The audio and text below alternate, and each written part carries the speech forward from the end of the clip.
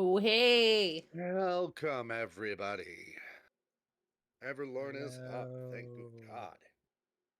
I've Woo. needed my D&D fix. Me too. All right.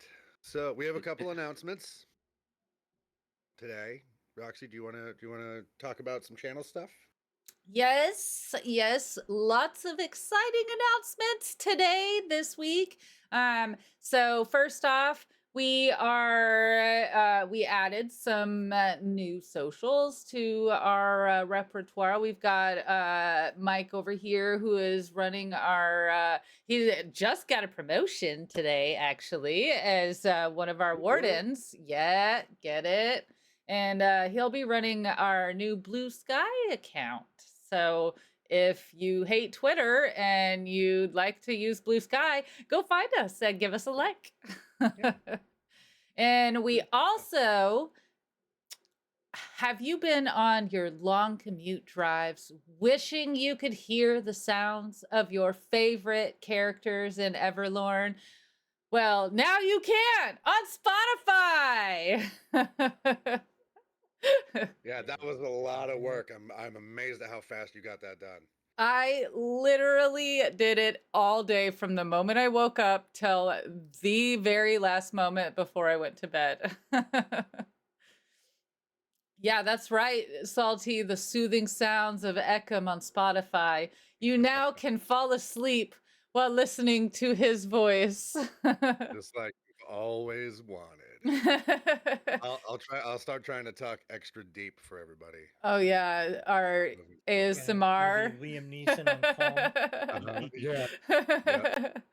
Tell me Well, about this trick cereal. late night Um, D&D ASMR with Ekim. Yeah. oh God. That would be great. We also Right. so no lantern song on Saturday because it is actually Swifty's birthday this weekend. So happy That birthday, it is. Swifty. Yes. I'm going to tell everybody you're 40 years old.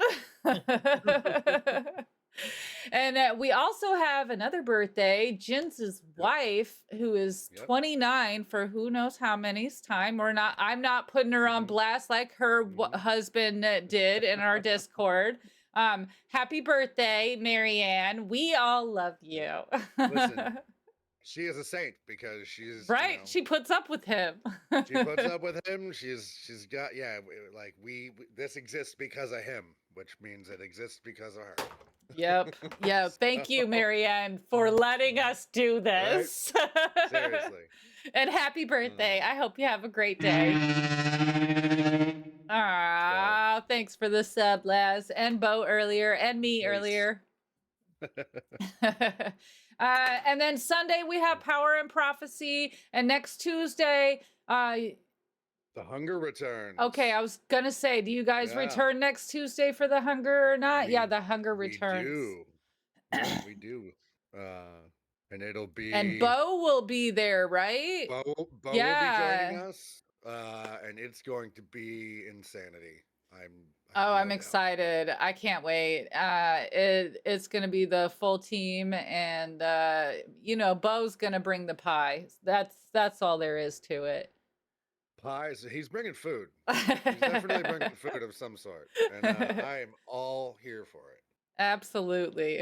I That's would what not dessert be is, not just surprised if he pulled the food out of his bag. If there was a pie in that bag, I'm gonna be like, "Yep, I knew it."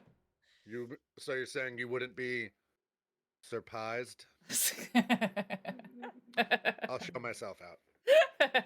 Wait, you have things you need to do. Oh I'll my stop being gosh. Damn it. Okay. absurd. All right. All right, So it's off to you.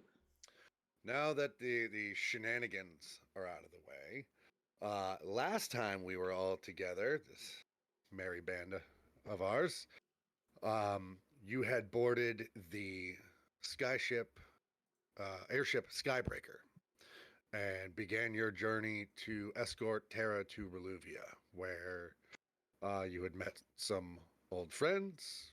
Strawbill made a new one, Mm. and Yeah, you uh, did. part of the way into your journey, you were actually attacked by Kiorla and her sisters from the Gleaming Fang, where in a stunning display of combat prowess, um, Lady Rosalyn took out a wyvern all by herself with her Yeah. bare hands, and Bigley managed to incapacitate a wyvern over the edge of a ship, taking it and its rider to the briny deep, far, far below the airship. Figley is so Um, smart. but it was Straw Bill who put a full-size cannonball round into Kiorla and caused the remaining sister to flee. Unfortunately, in that battle, your airship was damaged, and you, with the direction of Captain Half-Ear, managed to coast uh, to the ground and land relatively safely in unshaken, where you eventually came to rest at on a beach for an island that should not be there. And so now you are all making preparations and assessing damage and trying to figure out what is next. Where we will pick And up. that roar. And that roar from the jungle, yes. As something is stirring deep within the woods. But actually, we will pick up far to the north of Briarhaven in a snowy mountain pass. There is a blizzard that has blanketed the entire area in heavy, wet snow. On a cliff high up in the mountains lays a figure wearing black and yellow robes and bleeding profusely. Laying in this puddle of blood on a cliff's edge in the snow, bleeding out and freezing to death, is Scar. As he lays there is a flash of arcane energy, and a figure appears in the middle of the blizzard. Short in stature and veiled by a scarlet robe trimmed in black. This figure makes her way over to Scar, her footfalls crunching softly in the snow. She kneels down, places her hand on his chest, and forces a bit of magical energy into Scar. His eyes snap open, and a thin smile spreads across the lips of the young woman in red.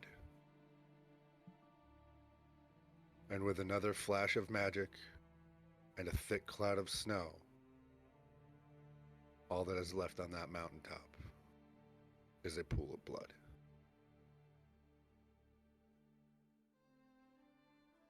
You're all outside of the Skybreaker on the beach. There are some boxes and crates and things piled up in various places, supplies needed for repairs for the ship. Captain Half-Ear and Badgie have been milling about, seeing to things. Badgie's very concerned with shoring up some defenses around your campsite and making sure tents and things are set up. What are all of you doing? As soon as we would have hit the beach, I would have walked up to the jungle area there and started picking berries and stuff and getting a fire ready and trying to make some sort of a soup or something. Sure. Just harvesting some food. Yeah. Okay. Sure. Yeah, I'm not even going to make you roll for that. It's a lush jungle. You're able to find some fruit and things like that that you recognize. Actually, I am going to have you make a nature check because you're on an unfamiliar island. Has Bigley ever been into a jungle? No, but he's acting like he knows exactly what he's doing. Right. Okay. So go ahead and make me a nature check.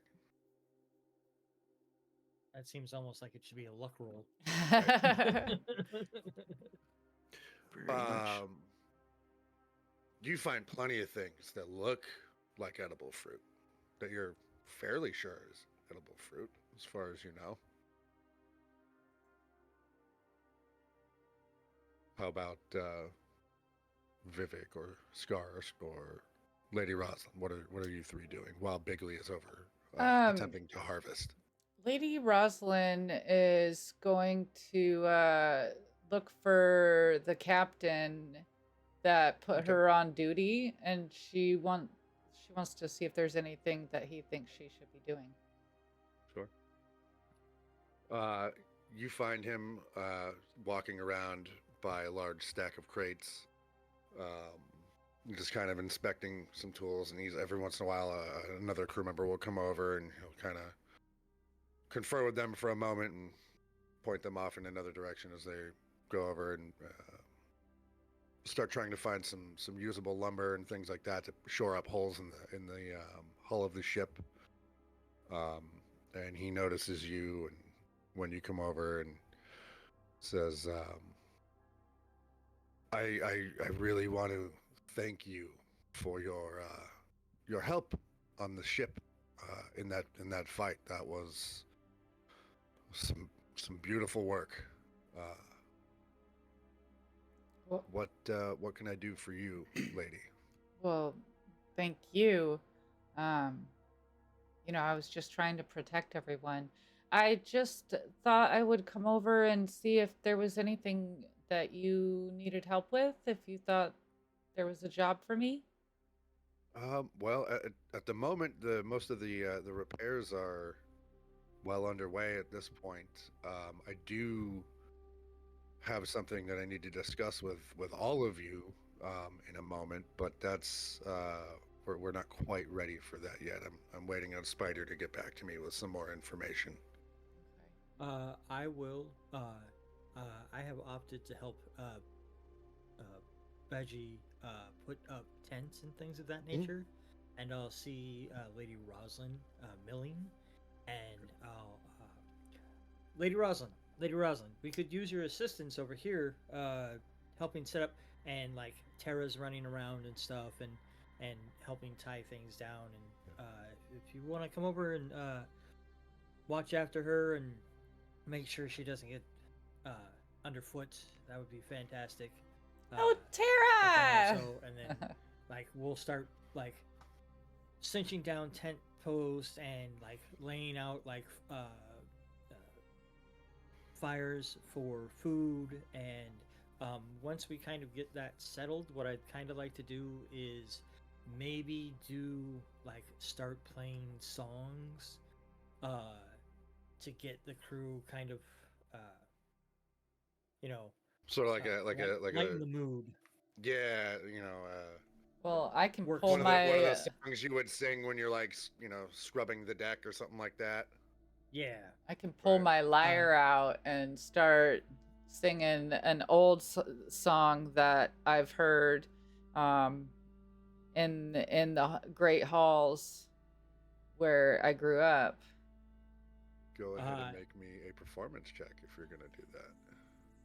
May I give her the help action? Absolutely. Oh, not needed. Yeah, you have practiced this song. You remember the melody quite well, and you are able to start playing it. And you see as some of these men are working, a few of them start to kind of bob their head in time with the music a little bit, and you see a couple of them as they're they have to turn around and walk empty-handed back to a pile of supplies to get more supplies, and they're kind of like dancing a little bit as they get over there and get in the mood, and then a few of them start singing, along with it, and you're doing a very good job of keeping the morale up for everybody. And out of the corner of your eye, you just see Captain Half here as he's looking over some things. He kind of looks up at you, and he's got a smile, and he just kind of nods to you.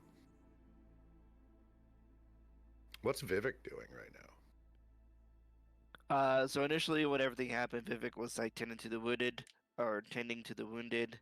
Anybody Okay. that needed help, I would assume he will just transition to whatever help he can, especially being a person of his size. Probably would have told Luna to also help out, maybe carry some things, supplies or whatever, as well. Okay. But yeah, I'll probably just be kind of doing the same thing Bill's been with the tents and just helping out wherever I can. Okay. I did have a question. I can't remember. So we heard that roar. Mhm. Um, did we find? Did anybody react to that at all, or That was um, shortly after you we landed arrived? on the Yeah, island, and so far since then, everything has been very quiet. gotcha. And Like, nobody knew what that was from or what that could have been caused by. Go ahead and make me a nature check, Sure. and I would say you've traveled around a bit, given your service. But you haven't been to an island like this before. Oh no. I bet it's dinosaurs. Would Yeah, be I so can't awesome. remember if there was some sort of did we have some sort of like calling to this island or something? So, yeah, Strawbill, would you like to? In that? as you kind of go towards the edge of the camp and kind of look out into the forest, I'll come up next to you, and I have in my hand a large scallop shell. Well, large in my hand. That has a floating needle in it that is pointing off into the distance of the forest. And shortly after the roar was heard, I had mentioned that that I had been given a task or information from my patron about a object of power that might help us to defeat L'Oreal. Um, is it I'd- L'Oreal? Is that the bad guy's name? Yeah, L'Oreal. L'Oreal. And so I'll walk up and be like, so yep, somewhere, probably where that roar is, knowing our luck, that away is going to be something that might help us out. I don't know, man. This is gonna Ancient sound like a beings silly and question, gods. but how much do you trust your patron? Well, he hasn't steered us, or well, he hasn't steered me wrong yet. And in times of great need, when I have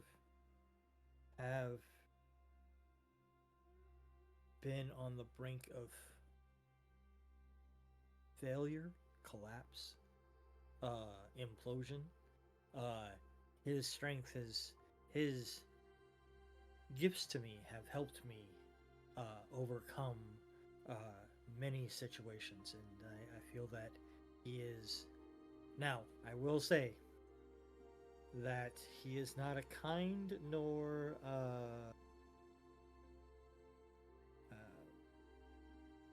gregarious patron, but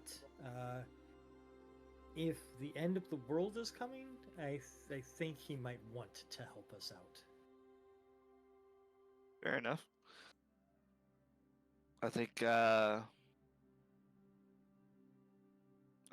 think if anything we can get anything to help us in our journey to fight that fight, I think it's worth looking into.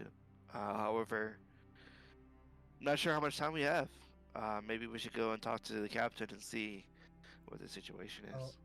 I did hear Spider and Half Ear talking. They said it was going to be a couple of days at least to get things, the crystal and stuff, reset and powered back up and As to get back afloat. you say, it's going to be a couple of days. spider comes walking across the sand behind you and says, well, it's going to be a lot longer if we can't find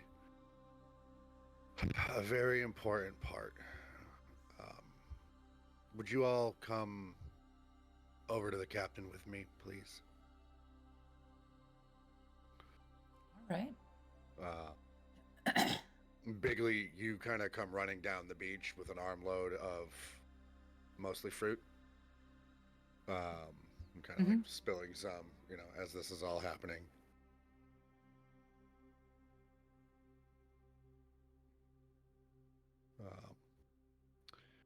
You all follow Spider over to Captain Half-Ear, and he's got just like a crate that he's sort of using almost like a table set up. There's a couple of cups on it and everything, and he says, turns and looks at you, and he says, Moira's gonna fill you in, but we're gonna need to do a little hunting, I think. And Moira turns to you and reaches into her pocket and pulls out a chunk of rock that's probably about the size of a softball. And it is sort of round on one side on the bottom, and it kind of gets jagged, and there's some, crystalline facets and things that are jutting up from the top of it. It is a very pale blue stone, but there's intricate veining going through it that looks almost, in certain light, it is almost gold. In other lights, it is almost silver. And as she's holding it in her hand, it kind of shifts and it turns into kind of an amethyst sort of veining. And he sets it down and goes, do any of you have any experience with a mineral called adratite? I'm gonna look at Bill and be like, that sounds like something that's up your alley. Right. What would you have me roll for that? Arcana or? I'll give you a choice. It'll either be history or nature, given your background, because you've done, with your piracy, you've also done things like smuggling rare and expensive goods and so on and so forth. So yeah, I'll let you choose. It'll be either history or nature. I will choose nature. Okay.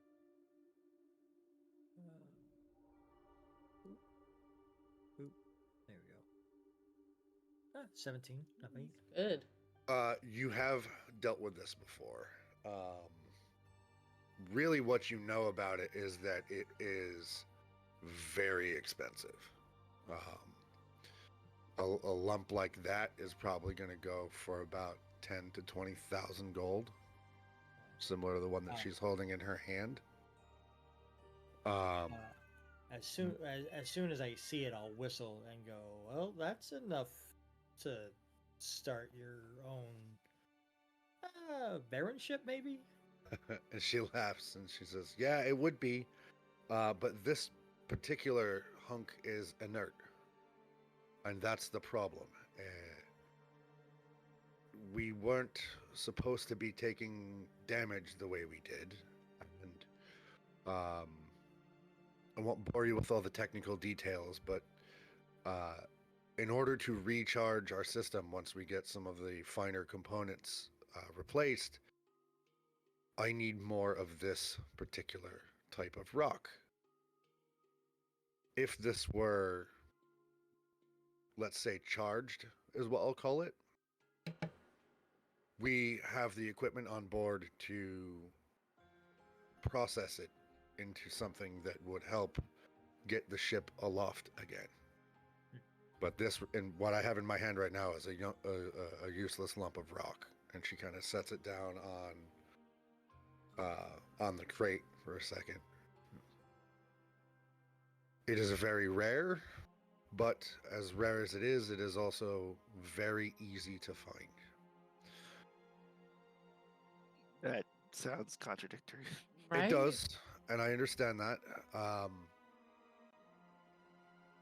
this particular type of rock, adratite, has a very weak anti-magic field around it. And so when you get close to a large vein event, magic will not behave the way it is you would intend it to if it functions at all. However, some of the science and research that has been done with it, it is also used as a reagent to power magical objects. It's fascinating mineral. I'm hoping that we can find a large enough deposit here on this island. And I have reason to believe that it is here, because one of the other properties that this stone has is veins of it, large veins of it particularly, will subtly alter the landscape around it. And corrupt is not the right word, but alter the flora and fauna of a place.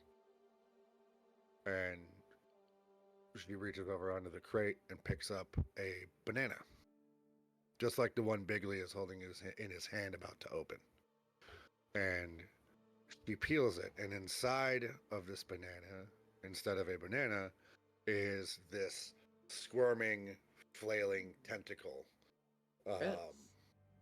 that looks kind of like a banana, but it has like tiny little mouths all down the bottom side of it. And you said it's the fruit that I'm holding? Mm-hmm. And as you, when she opens that, you So, can feel the banana in your hand start to squirm a little bit.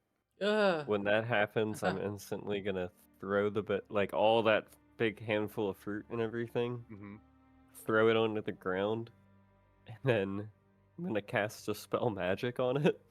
Okay. And when I do that, Yep. because of what I did last time, and we haven't had a long rest yet, if I use a sorcery spell with a spell slot, I automatically roll on the wild magic table. Oh no. So for starters, what does it look like when Bigley casts Dispel Magic? So, it's gonna be that kind of. This time, instead of it being like a blue glow from his beard that starts, it's gonna be like a red glow, and he's gonna kind of ball it up with his hands and then just kind of throw it down at it. Okay. Go ahead and roll on the wild magic table for me.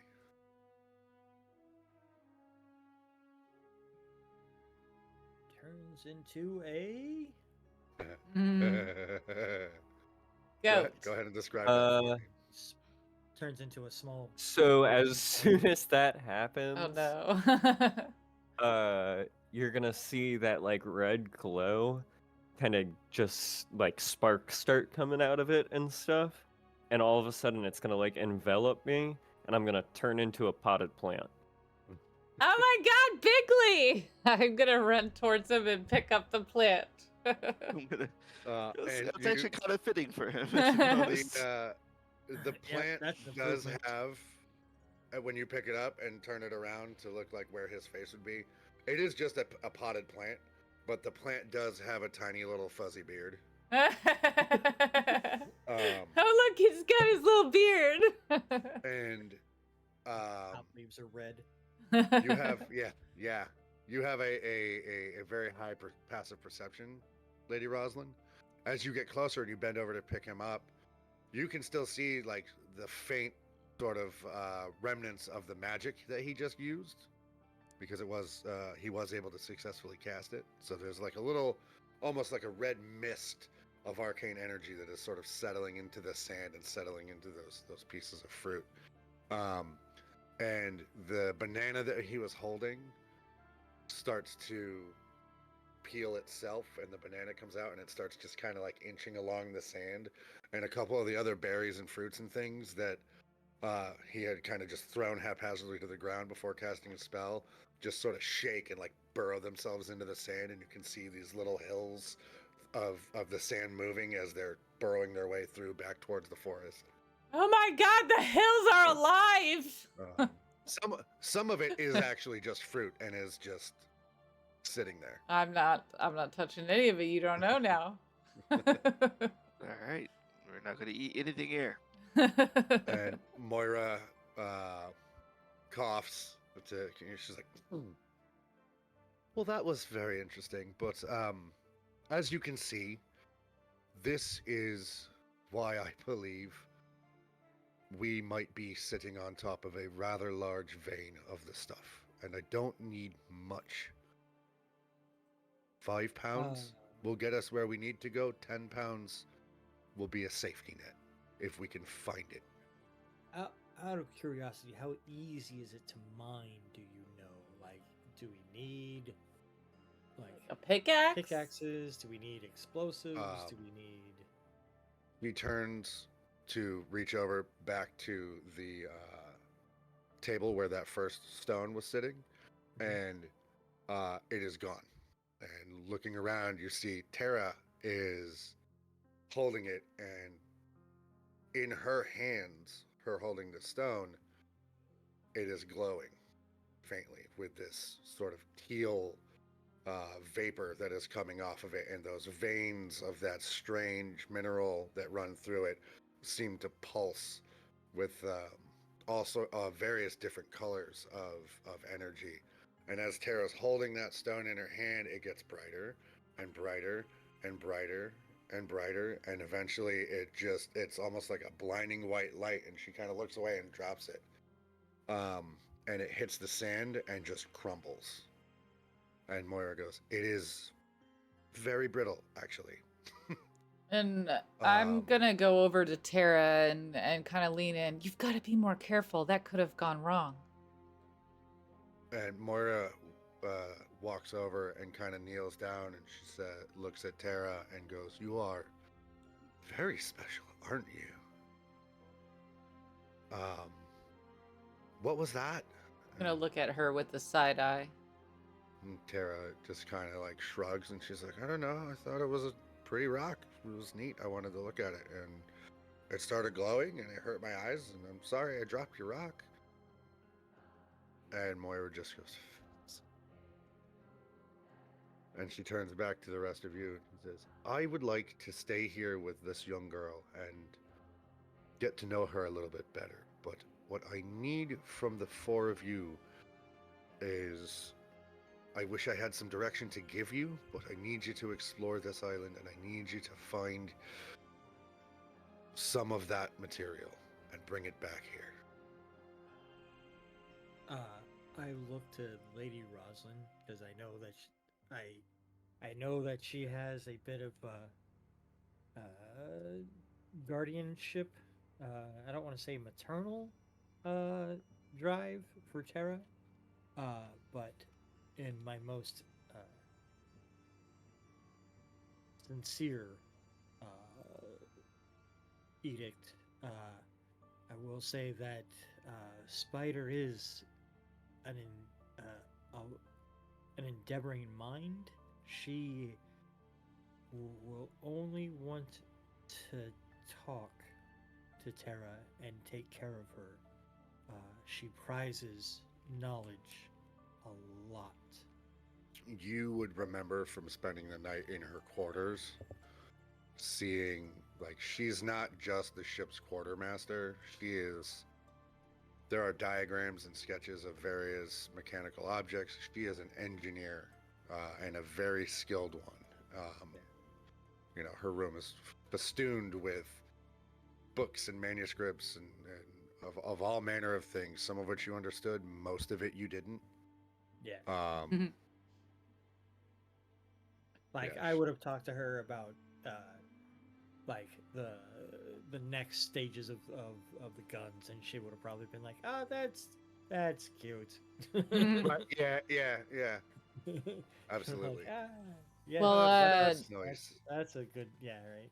Lady Rosalyn, I'll lean in to you a little bit, and you think it's safe to leave her with her?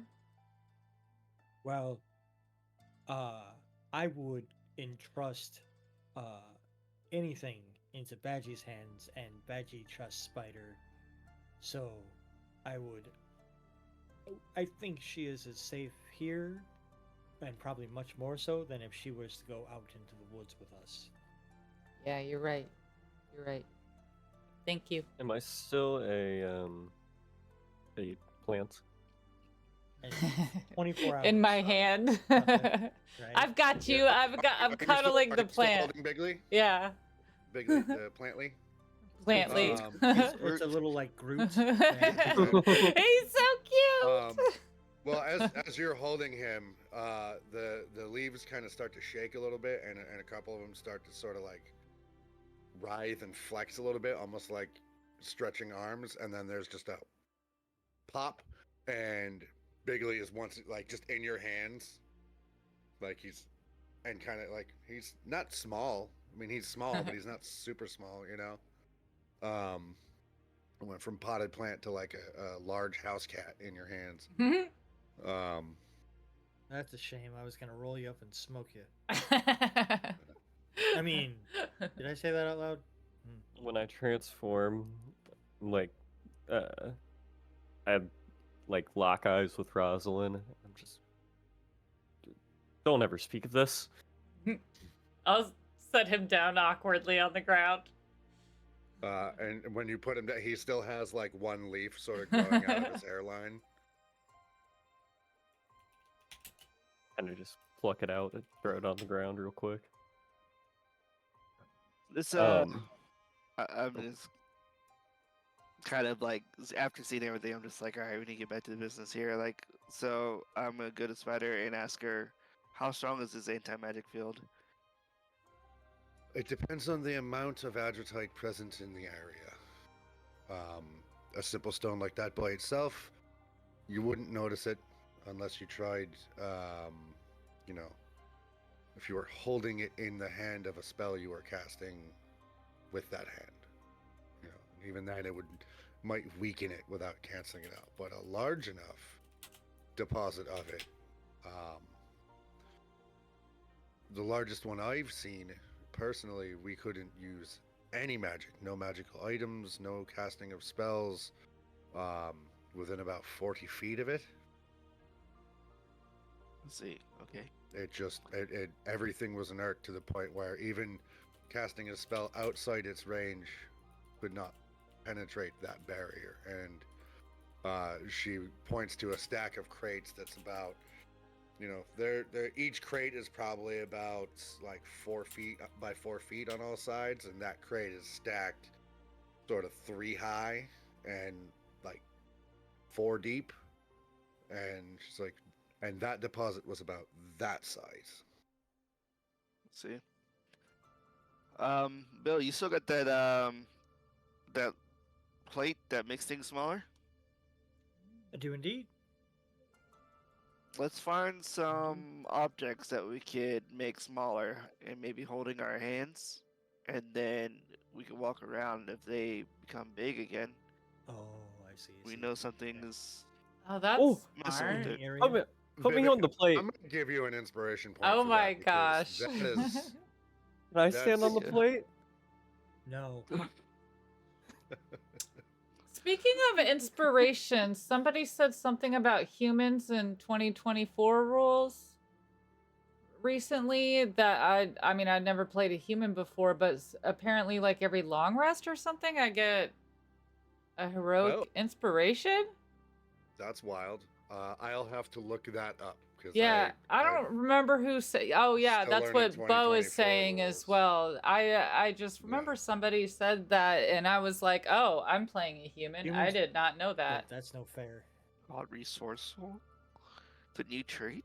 I'll look it up while you're talking. They Humans- don't Oh, he stack, says- so just yeah, you do, but one you don't stack. one every. You got to use it or lose it. Yeah. Right. All right. Sorry Interesting. to interrupt. I just meant Yeah, you're to good. say something about that. Alright. Fortunately for Um, Vivhik, though, he is a Goliath, so you get a point of inspiration, sir. Thank you. So what we can do is we can take like some belaying pins, maybe some like larger links of chain, and put them on the plate, and then because they'll be a few pounds, but as soon as they change, like it'll be noticeable. Well, and there's also, I mean, all around you, it's a fairly gravelly beach. I mean, this is not like a well maintained, manicured. I mean, there's piles of driftwood and kelp and things all along the beach. We just need something noticeable. That way, whenever it gets big again, you notice that it had happened. Yeah. Actually, so I'll look for a sizable stick. Sure. Yeah. Easy enough to find one. Try to find like a half a dozen, because I have some other ideas too. Okay. Do we want to do a crate as well? Roxy, if you could change the background, I changed the map on D&D Beyond. I don't know if it's is it not showing updating up again? for you guys. Yeah. Oh, there it is. Yeah. There you go. So this is your camp.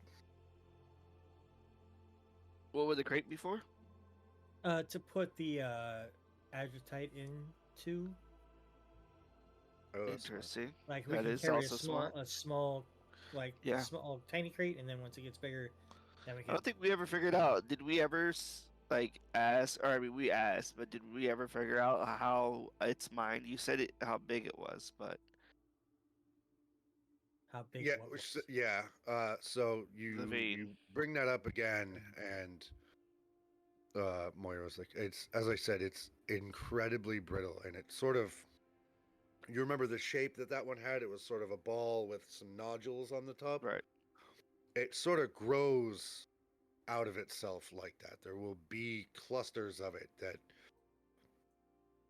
you have to be delicate with them so as not to destroy it, but they're easy enough to break off that getting to it's going to be the hardest part. Getting there, it's underground usually. It grows in caverns. It grows in dark places. That is where those minerals sort of accumulate. But actually harvesting it once you find it is very easy. It's the finding it that is the pain in the ass. I see. You said so it is underground mostly? Usually. I've heard stories of those nodules growing up and protruding from the earth, but never seen it. This is fairly new science to me too. This is fairly new. Also, only in the last couple of years, If we look for like the moving plants, like that'll be a sign. Sure. Roz, your little chipmunk thing. Yeah. My little. Do you have any connection to that at all, psychically or anything? I guess you can message it. It's in my pocket. Well, once it's out. Oh. Does it have any kind of I can tell it what to. Let's see. I can speak a command and tell it, throw it to the ground, and it becomes a living creature. I can actually cast It understands my language and obeys spoken commands.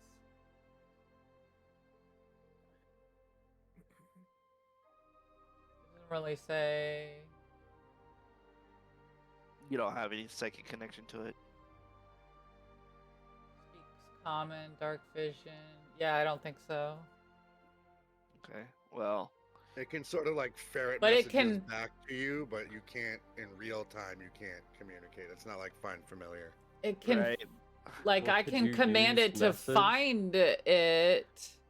But the thing is, when it finds it, it probably will disappear or stop. Because it's ancient magic. Oh. Yeah. There's that.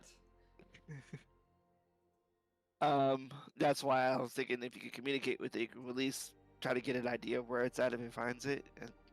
But if we can't, then it can't make us right now? At this point, I'd say it's early morning still.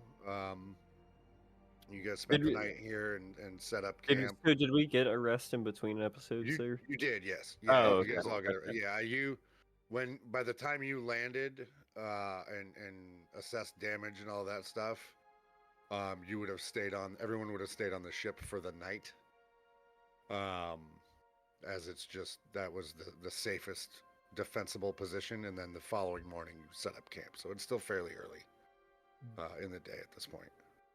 I have a question. So, as a paladin who is able to, or no, yeah, who's able to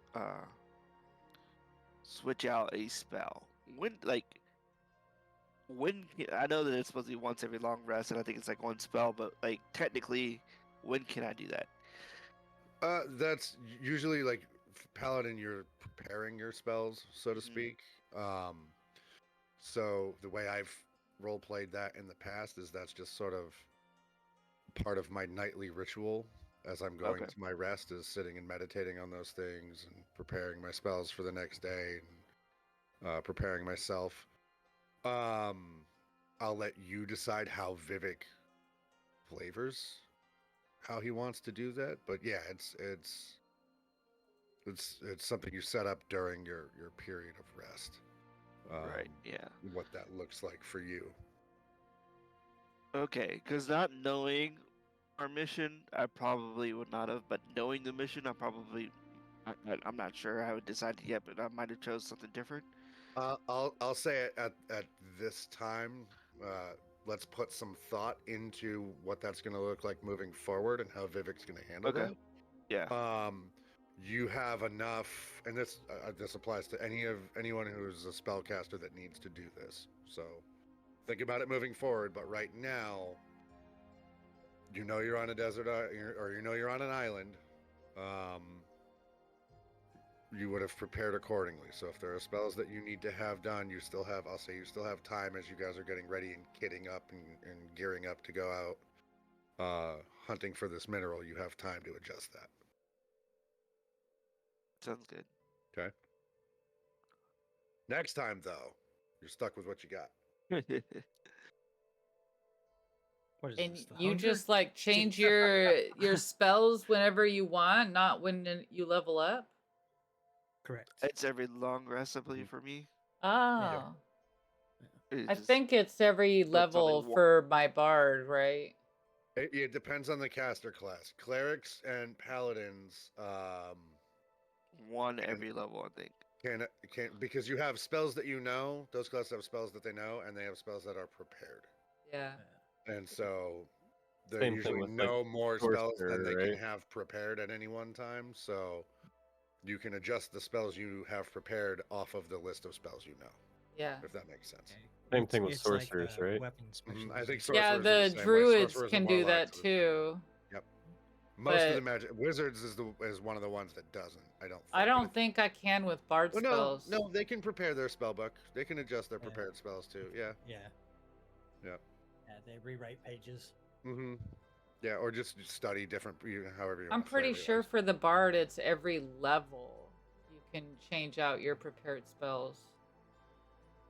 There are class advantages that you can change out certain things. Yeah. Weapon specializations, certain spells. But it's cool. No, oh, you are a bard. Yeah, I've got a Bard, level a in that. We have a bard, a sorcerer, a warlock, and a paladin. All right. Degenerate magic users. Well, I'm mostly a blood hunter, but a little tiny bit That's true. bard. But anyway, back to the task at hand. So you have all been tasked. Well, not tasked. Your aid has been requested in the recovery of some of this mineral.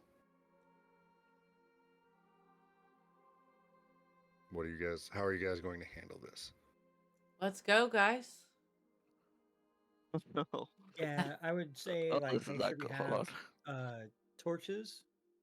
Because in case we need to go underground without magic, Mhm. need to have our weapons ready, and a horn to contact the camp in case we are in a state of emergency. We still got that horn for the giants. The whistle, Yeah. Terror probably still does. You do. Yeah, I don't know if. Well, I and don't- I can It's send a transport message like 120 feet, so Yeah, that on an island that's not very far. Myra, do you have any potions or anything in your store? We've got well, store is a loose word, but yes, I've got some supplies. I think for the time being, I don't need to worry about charging you folk for these sorts of things. This is extreme circumstances. I would say just rummage through a couple of those crates over there, take what you need, make sure we're not taking everything so that there's supplies here in case something happens. We're in the shit right now. Anything can come out of that ocean at any moment. Yeah, understood. Right. Just don't leave us unprepared. But take what you need, and for the love of the gods, please be quick, if you can. Yeah. So yeah, can we go over to the crates and Sure. Yeah. And search 'em? there's a couple of large vials of what you know to be a health potion. And say, roll me a. No, I'm not gonna make you roll for it. I'm gonna roll for it. That's what I do. That's what you do. So yeah, there are 4 greater health potions in there. Yeah, nice. Nice. Cool. And there's for the there's times when there's Lady some climbing rope. Rosalyn is maybe needing it so she doesn't murder her friends. Yeah. Yeah. There's a few coils of rope in there. There 50-foot bundles of rope. There's a couple of like bedrolls and some tarps that are rolled up. Let's get there's a couple of sets of climbing gear. let's bring along a tarp just in case we can put it in there. Maybe we can fasten some sort of Make a sled. way to or not a sled, but like a sling or something to carry that on our backs or something. Gurney. You know? Yeah. Okay. Oh, I see. Yeah. Uh, Bjorn. a baby Bjorn. Oh yeah. There's also in another crate there. It is bundles of small torches that are sort of already like they've got a rag, and then that rag has been capped a little bit in something that soaks it with fuel. So you pop the cap off, and then you can light the torch, and it'll last for a little while. There's that whole crate is just bundles of those, and each bundle is about a dozen. I'll take a thing of climbing gear. Okay. That makes sense. Just in case. Is that climbing gear? Would that serve everyone, or does everybody need? I mean, it's a set. It's a hammer. It's a set of, pitons and some clasps and things like that for climbing. There's, I'd say there's enough clasps in there for all of you. You might want to consider grabbing some extra rope just in case, and maybe an extra set of the pitons. Okay. Well, my character should be able to hold all that without too much of an issue. Okay. So, what I'll do is we'll just grab 2 sets of that. Mm-hmm. Just in case. Bill, if you or Roz, I know Bill's not that strongest. Roz, I'll give one to Roz and I'll hold one as well. The climbing gear? Yeah. Oh, I don't need I don't climbing know how gear with heavy my that is. She doesn't Do- need it. She yeah, has, I've got the slippers. The slippers. Yeah, It's not necessary. So, yes and kind of no. Because that only applies when there's walls around for her to climb up. Doesn't if we're apply in the to middle just of walls. I climbed up trees with it too. Mm-hmm. Yeah. Well, yeah. But like if we were in the middle of a cave, and there's a ledge above us, how do we get? I'm very know. dexterous. I can climb up walls. Yeah, pretty I'm easy. very dexterous too as well. Yeah. Yeah. Okay. It depends on how what skills Well, we. I choose wasn't to use, necessarily saying that she needed it. I was just trying to Pretty distribute hard to weight. get a rope somewhere that you can't climb up I was first. trying to distribute weight. That's all Right. I was trying to do. I Yeah, figured no, this would be I'm, heavy gear, and you're not. I'm good. I also have a uh, -1 to strength, just saying. All of my stuff is in dexterity, so. Yeah. Same here. Yeah, it's whatever. Yeah, I'll say we'll bring two. I'll carry one. That way if we get separated, uh, right. we'll have at least 2 sets of those. I don't think I need a torch because I have Eclipse with me. Obviously, I think we were I'll all carry separated out the a potions torch to everyone. unlit. I can use prestidigitation to light it if I need to. Not if we're near an anti-magic source. Well, Actually, you bring up a good point. that I'm is a sure good this- point. Yeah, Do you have I'll flint? get one torch. Yeah, I'll get one torch as well. And Mike, you said they were packs of 12. Yeah, they're bundles of 12. Yep. Okay. I can carry a bundle. Yeah. So I'll use the and tarp. we- I'll use the tarp as a way of just bundling up all this stuff, and use like a rope to kind of strap it to my back as like a giant kind of backpack type thing. Sure. With all this gear, everybody got a potion. Yes. I hesitantly give it to Bigley. I take it with both hands, and I It's- just take it and shove it into my beard. And yeah, it is large. I mean, in Bigley's hands, it's about the size of his head. Yeah.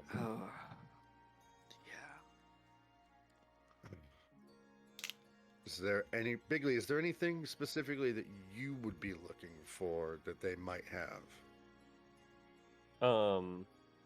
You're a pretty self-sufficient guy so far. You were living in a tree stump in the woods. So. Yeah, Bigley doesn't need much. Okay. Is there anything any of you would like to do before setting out? Yeah, so I would like to try. I'm not sure how this works, so this is just me trying.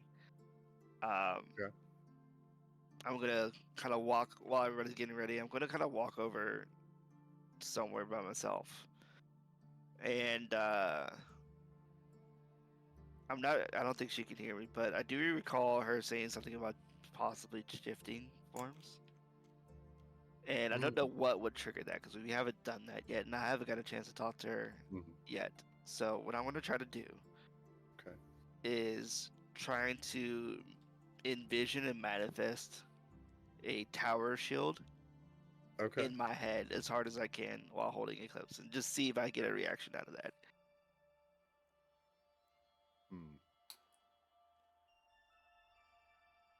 Go ahead and make me a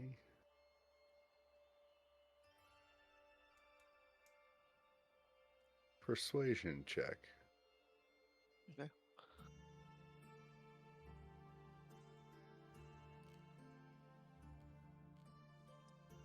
So you have this image in your head of this tower shield. It's a very familiar tower shield. I assume it's one that you've used in battle before? Yeah. Okay. So you have an intimate relationship with this image that is in your mind, and you focus on that. You focus on Eclipse, and it takes a moment, but you feel the haft of your halberd start to vibrate a little bit, and then a little slowly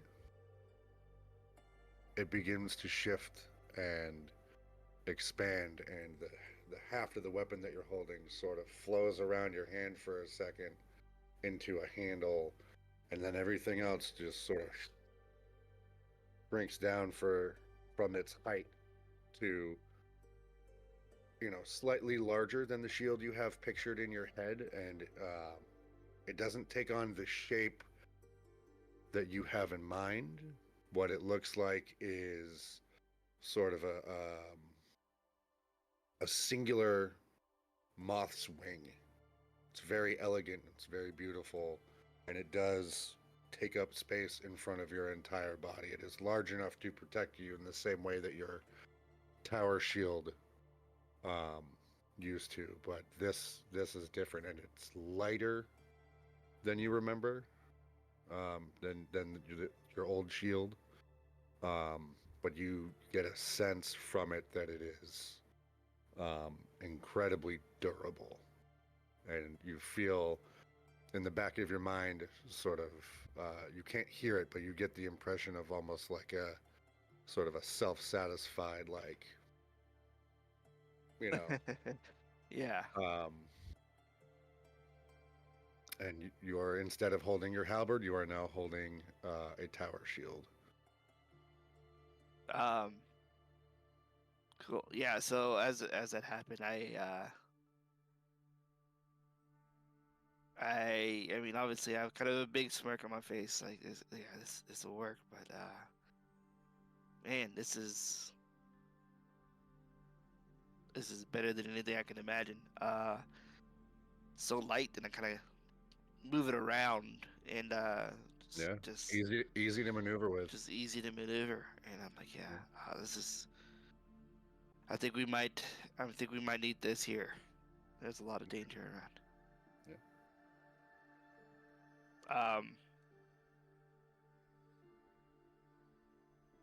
So for right now, go ahead and just add a tower shield to your inventory.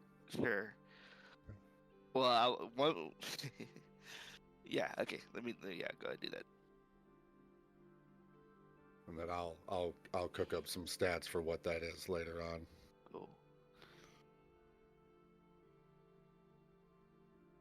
Well, one thing I do want to test out, and I'll say this out loud. I'll say this out loud. I'll say it. I'm not trying to take advantage of you. I just needed to see what you're capable of and what we can do together. But I am going to ask her to go back to the other form, and see if she'll let me go back into the original form. The halberd? Yeah. Yep. As soon as you ask her to go back, it snaps back into place. The same weapon you've always held. Okay. Yeah, and I did this to the side. I don't know if anybody can see me. I'm sure if somebody was looking, they could. But I just wanted to. I need to figure out what she's capable of, sure. And and I was worried that if she might be hesitant to switch back and forth. So great. As she returns to become Eclipse again, the halberd, you do get an overwhelming sense of fatigue that washes over you. Okay. Okay. I get it. We just need to see. I just need to see what we can do. But I appreciate everything you're doing. How big is the island? I'm so glad you asked that. Before we get to that, is there anything else that any of you would like to do? Out of curiosity, will we be able to peel off any of the not Badgie or Spider or anything, but like any of the crew? Yeah. For the most part, all hands are Probably working not. on. Yeah, the hull is severely damaged. The housing for the propulsion system is damaged. Now that Moira's kind of said her piece, she is back towards directing traffic on how to fix sort of that gilded cage that holds that gem in place, and she's going inside the ship to check on some of the more other the engineering aspects of that device, and Captain Half here is sort of directing people on people who have experience repairing hulls and things like that. most of the crew is pretty busy. The rest are tending to, sort of some of the more mundane things that need to be done. Finishing setting up camp. Badgie's overseeing most of that. I'm gonna go up to Tara and ask her, are you gonna be okay leaving if I leave you here with Moira? And she's standing there, she's not paying attention to you. She's staring at the crate that had the banana and the stone on it, and because there is a third object, which is a tiny little mechanical, like a wind-up owl, and she's just kind of like, you can see the wheels spinning in her head of like, how am I gonna get that owl? And she looks at you and she's like, I think I'll be okay. Do you want the owl? Well, it's not. Maybe ask Moira. I'll ask her in a bit. I bet she'd be willing to tell you how it works. And as you guys are yeah, she's off in the ship at the moment, but you do what she says, and I'll be back once we can get the stone. I'm gonna go find her, and I'll see. But I promise I'll be good. Okay, I'll see you when I get back. Okay.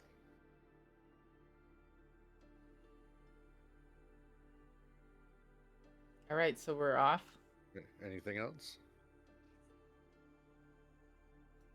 Okay. Not from me. Here's your island. It's a tiny island. It's a tiny island. You all are here. Oh. Right by the boat. Oh, I see. What is all that blackness over here? You can go wherever you would like to go. Home. I would like to go home, please. Yeah. Well, how about where is the needle pointing? The needle is pointing. The needle is pointing. Let's see. Go to the friendly witch's cabin in the middle. In this direction. Is it made out of This gingerbread? This house is made of gingerbread. I see. Well then, in that case, I will elect to tell my compatriots,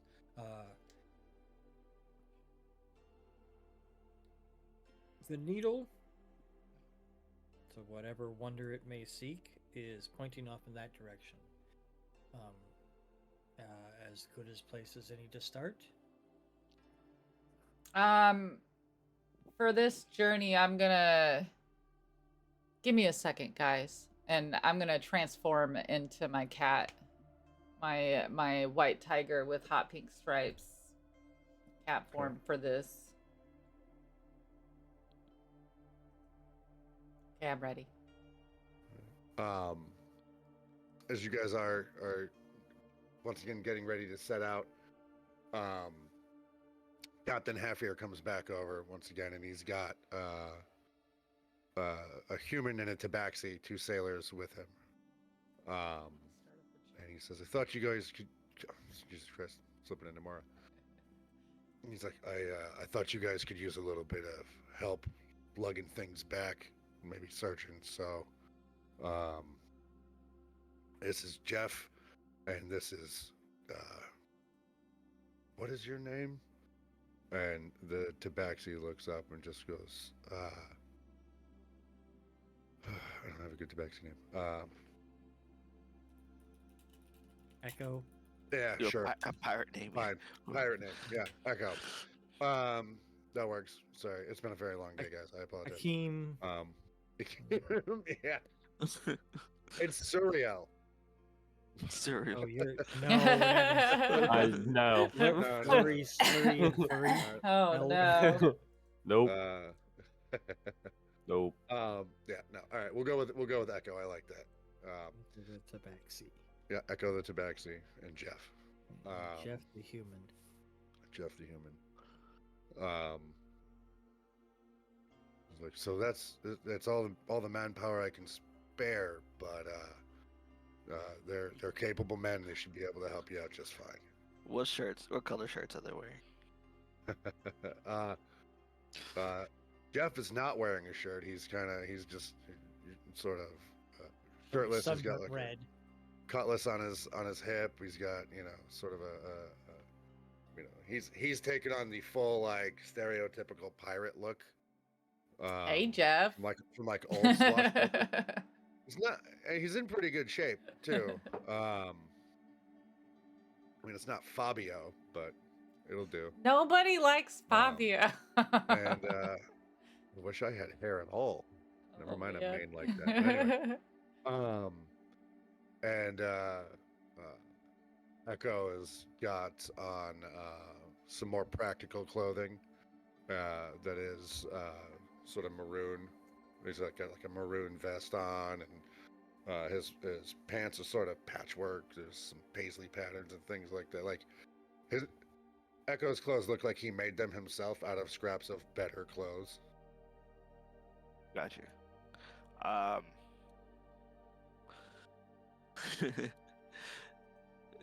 right, we appreciate the help. I can't guarantee their safety. This island seems to be pretty crazy.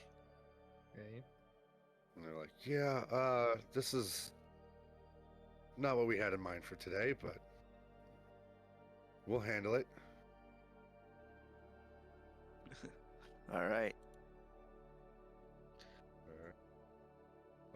You guys start making your way in towards the jungle. Who's leading the charge here? I would suppose so. Bigley. Absolutely. Yeah. I come behind like, him. triumphantly, like. Yep. Yeah. Okay. So give me 1 second. Let me make sure I'm getting this right here. Sure.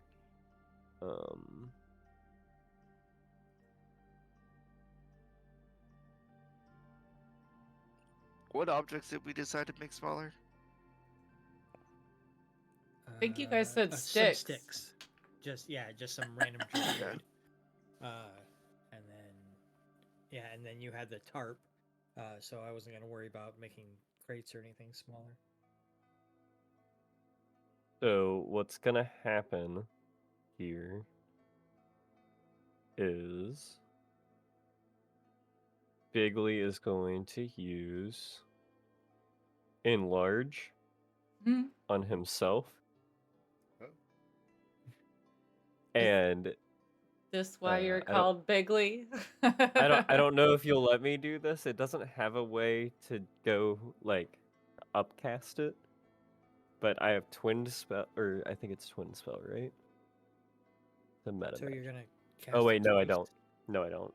Oh. No, it lets you go. It lets you do +1 to the level, and I was gonna try to go to large size. Oh, I see. But I'm gonna make myself medium size. You're gonna make yourself medium size? Yes. Okay. So okay. Yeah, that's fine. I'll let you go medium size. That's okay. I am medium size and up in the front of the group, leading the charge. Okay. I'll be behind him in my cat form, on all fours. Sure. How does he walk? Bigley? Yeah. It's kind of like if some he doesn't have his knees don't work too well, so he kind of like waddles forward. Okay. Thanks, butter knife. You begin making your way, and Jeff and Echo are sort of a little reluctantly, but they're bringing up the rear. They're keeping a close eye on things. So you said it was Bigley, Bill, Rosalyn, Vivhik is the order? Sure, yeah. Is that correct? Oh, I was in second. Correct, and that's so it's Bigley, Rosalyn, Bill, Vivhik then? Yeah. Great, and Yes. that spell only works for 1 minute. So as soon as it's over, he's just gonna kind of look around and then keep acting like he's still just as big. I love it. You begin making your way through the thick jungle, and it is hot in the jungle. It is humid, almost steamy. Even this is um, a very beautiful place, a very overgrown place. Like there's no, at the moment, you can't seem to see any game trails or anything. You guys are hacking your way through brush at the moment, and vines and things. Um, Vivek, I'm going to need you to go ahead and make me a perception check real quick.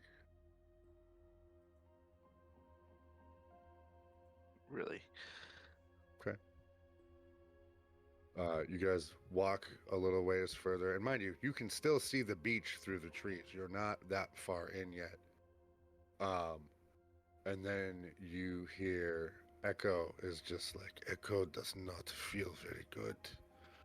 And then there's a thud and a crunch as he drops to the ground and lays still.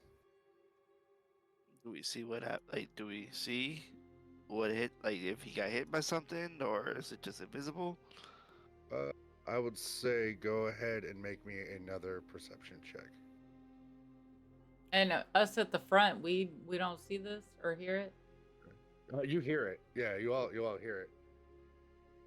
You Vivek see, and Jeff is freaking out right now. You see a tiny sort of flash of blue as something sort of crawls down the back of his neck and under his shirt. It's a bug.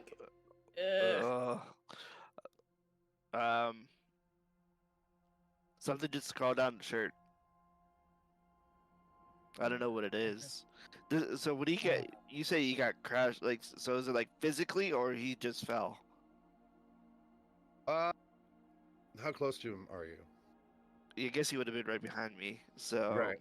maybe Yeah, you've been pretty close. 7 feet. Okay.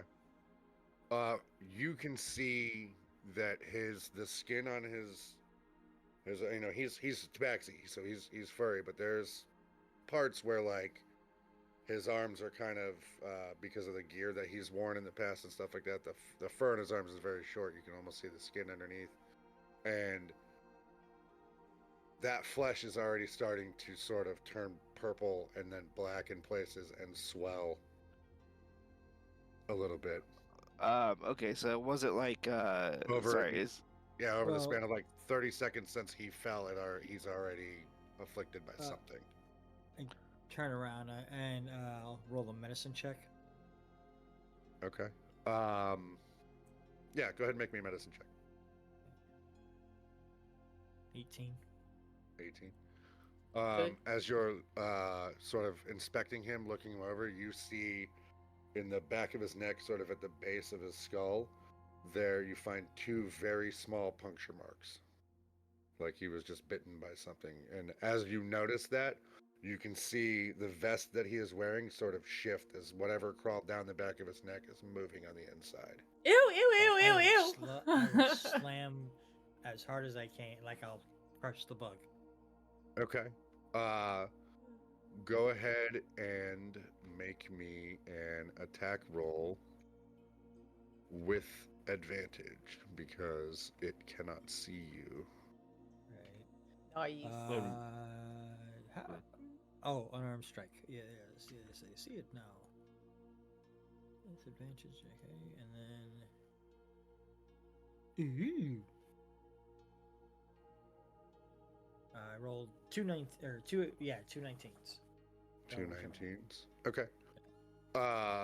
Yeah, that'll hit. And there's you see the small lump sort of moving, and you squish it, and you hear a soft pop, and you can feel wetness through the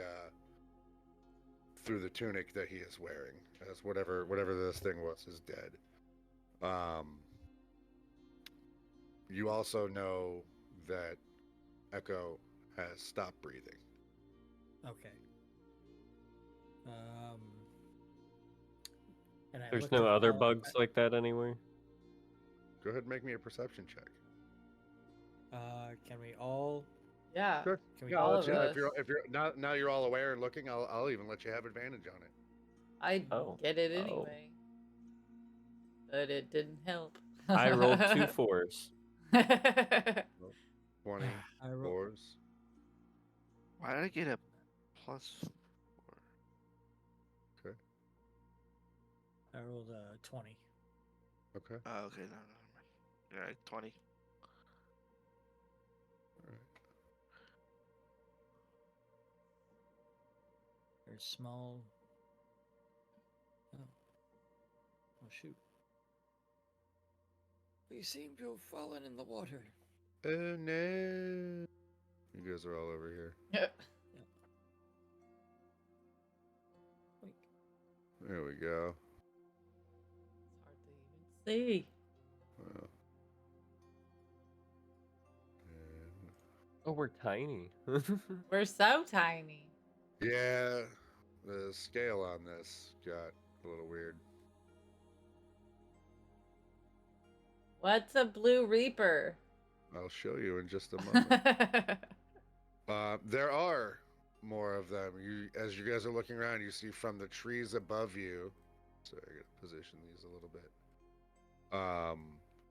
There are 4 more of these, very small. We're gonna switch maps for a second. Spiders Oh god. that are slowly crawling down from the jungle above you. Tater, Gross. if you're watching, look away. Um, she's got arachnophobia. All right, I'm gonna- we'll I'm get gonna away cast from that. Speak There we with go. Animal. You're gonna cast Speak with Animals. That's not an animal. That's an arachnid. I hate you. I hate you so much. You know what? Something. You son of a. Now Bigley's dead, guys. All right, here's what I'm gonna do, because.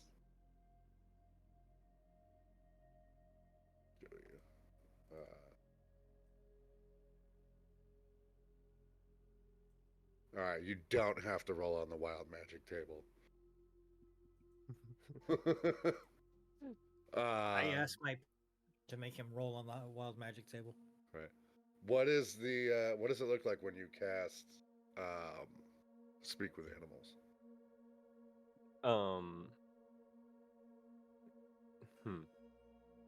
So since I'm trying to talk to these little spider guys right now, that magic is gonna, like, in my beard, kind of form a little spider, and that's Okay. what's gonna be able to talk to them. So you have a little magical spider crawl out of your beard? Yeah, but it's like part of the beard, so it's a hairy spider. Ew. All right. Okay. So this tiny little spider, magical spider that you create, sort of crawls out of your beard, hairy spider, rests on your shoulder, as these other insects are descending from the canopy above to the forest floor. What are you gonna say? Now, that wasn't very nice what you did to my friend there. Can you all explain yourselves, please? The one closest to you just sort of like cocks its head for a second, and it's like, we didn't mean to hurt anyone, but you have killed one of our sisters now, and we do not like intruders that Burn Other the times. forest down. But but see, you killed one of ours first. do you suggest we do about this, then? Because we are so very hungry.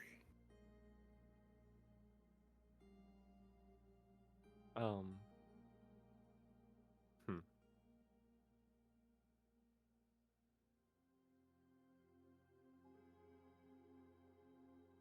I tell you what, the one that you killed there, you can keep him.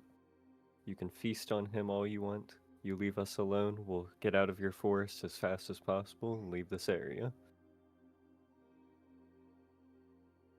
Go ahead and make me a persuasion roll. Come on, Bigley. Persuasion, you said? Mm-hmm.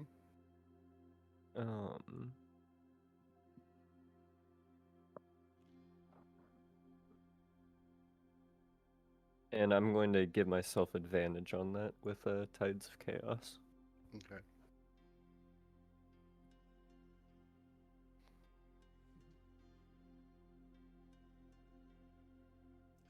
Oh, 18. Okay. It sort of cocks its head at you again and looks around and... We agree to your terms. And they all drop to the forest floor and congregate over on Echo's body. And I mean, they're very tiny. You can't really see what they're doing, but you can tell it's not great. Gross. Let's get out of here. All right. Yeah, we need to leave now. I bought us a couple minutes, I believe, but we get out of here. Yeah, I'm disgusted. I'm following. I'm gonna give you a Jeff token. What does Jeff look like right now? Jeff looks like he just pissed his pants, and he is not as tough and shirtless as he looked like a I minute knew ago. it. I'll I'm talk. gonna put a hand on his shoulder, and I'll just tell him like we need to leave now. Yeah, I agree. All right. Well, there's a couple of different ways you guys can go through. The sort of exit to this area is, hold on. Down here. You can see a clear path through the through to more of the jungle through this way. So We Now, I'm probably follow the assuming- logs. I'm assuming that spot underneath that leaf doesn't exist. but underneath that leaf. To the left. Is that a little river? Is that crossable? What are you talking about? Right here? Hold on. The Right log? here? Lower. Yeah. Oh, the log is I what? think That? he's saying like right here. Yes. Oh yeah. You can walk down under that. Yeah. Okay. Yep. That's somebody tried to create depth in their map, man. Yeah. Yeah. I say You're welcome. we avoid the logs as much as possible and take the most direct route. Why avoid the logs? Slip and fall in the water. We don't know what's around.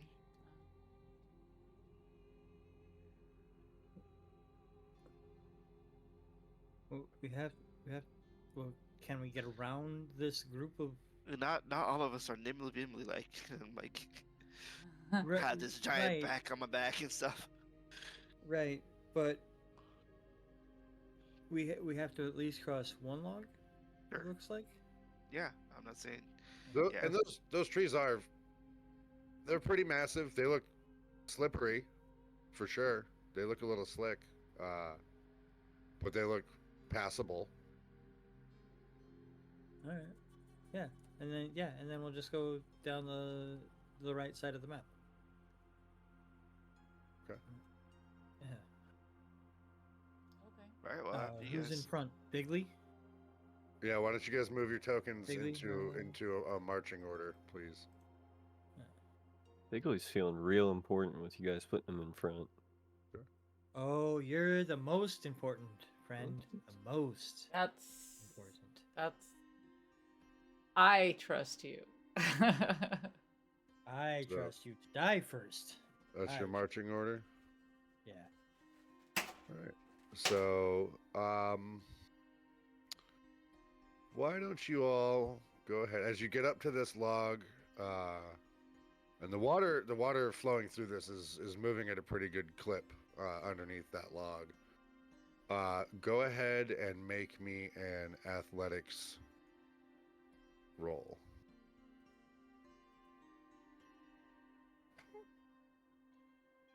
Can it be acrobatics? I'll let you choose. Me athletics or acrobatics. Good thing it was acrobatics for me. Jeez. Oof. Okay. Okay, I'm not falling. I am not falling in the goddamn water.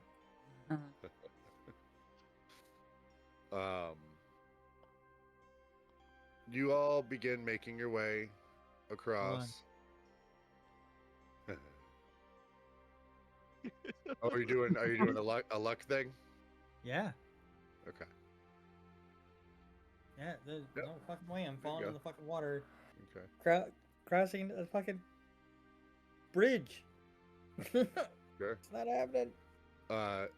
You begin making your way across the bridge, this fallen log, and Bigley, you're very confidently sort of leading the charge across it, and you go to take a step onto a piece of moss-covered bark in front of you, and when you put your weight down on it, that piece of moss just sort of breaks free and takes your foot with it a little bit, like you slip on it, and Lady Rosalyn, what are you gonna do? You're the closest one to him. I reach out a paw to grab him. Is he able to grab my hand? I will say, both of you make me Lady Rosalyn, make me a dexterity saving throw. Bigley, also make me a dexterity saving throw to see if you can stay on the log at all. Can I help? Because I would try to grab Roz as well, just to make sure she doesn't fall in. Stabilize her? Yeah. Sure, you can. You don't need to, though. They both rolled high enough. Okay. Bigley kind of slips and lands on his rump, and Rosalyn you manage to sort of grab a hold of his beard a little bit and sort of hold him in place. Whoopsie daisy.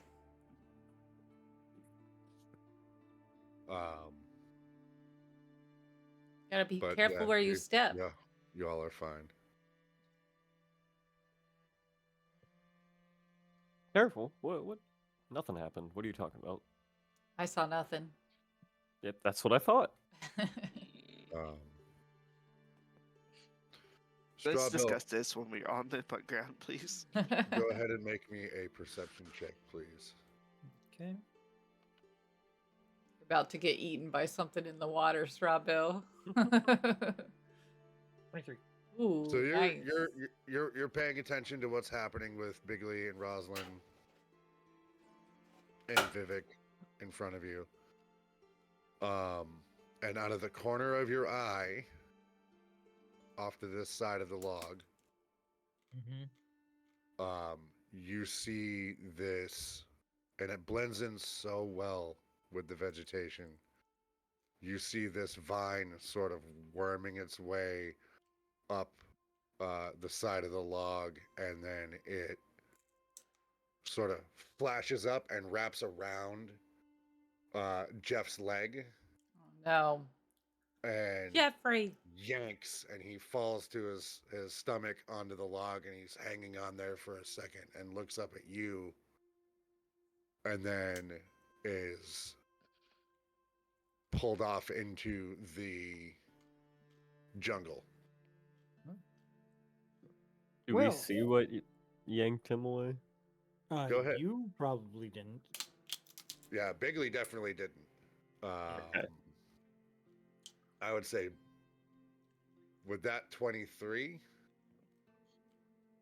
you, Bill, saw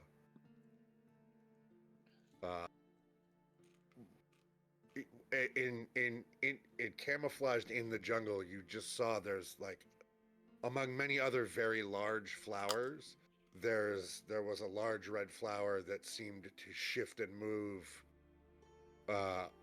against the wind in a very strange way.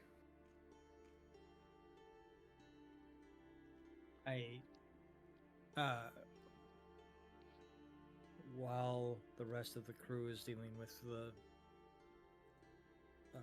calamity that has befallen Bigley, I'll I'll sidle up to Vivhik and big man, the forest is alive. You're just not figuring that out? No, as in the plants are alive. Fun. Watch out for big red plants with vines. And Big that's red probably not good. vines. Gotcha. No, big red flower, green vines. Vines. Gotcha. So, and gosh, Jeff.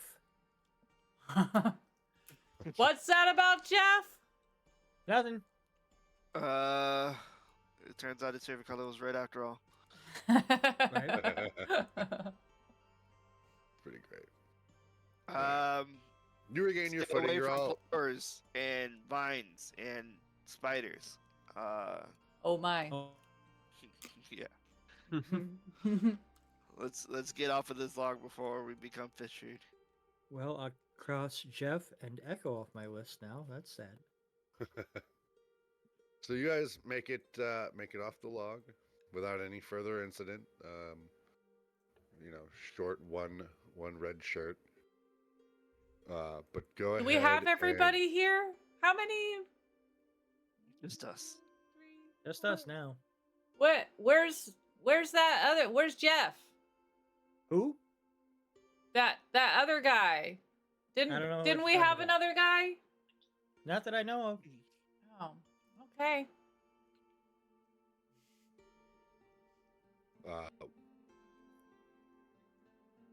Drink some water. I think the sun's affecting your brain. Bigley, make me a perception roll.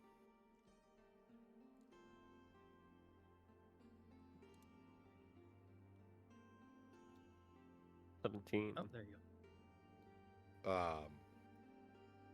You start to feel a sensation of something crawling up your leg, and when you look down, you see stretching back into the jungle a long, thick, rubbery-looking green vine that is loosely coiled itself around your ankle.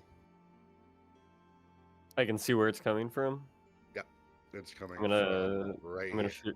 I'm gonna shoot a fireball. You're gonna shoot a fireball into there? Yeah. Oh, Okay. I don't like What's the way the, he said okay. What's Yeah. the radius on your fireball? God. It's a 20-foot sphere. All right, and where are you centering it? Ping it for me.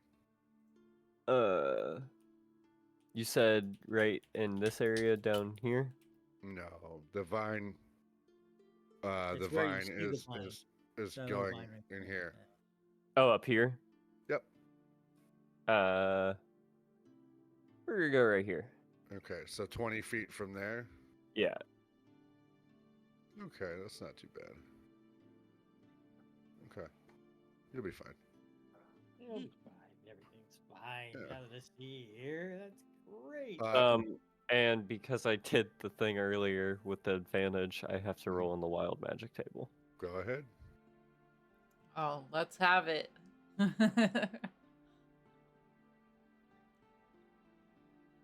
17.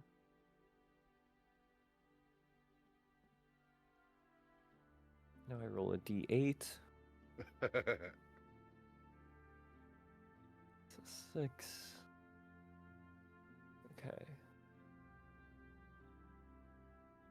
turn into a pot of coffee. And eye would appears on drink my it. forehead, granting me advantage on wisdom, on perception checks Okay. for 1 minute. So Oh my- as you my as you God. go to cast the spell, I want you to describe what it looks like when you cast Fireball, because again, we have not seen this yet.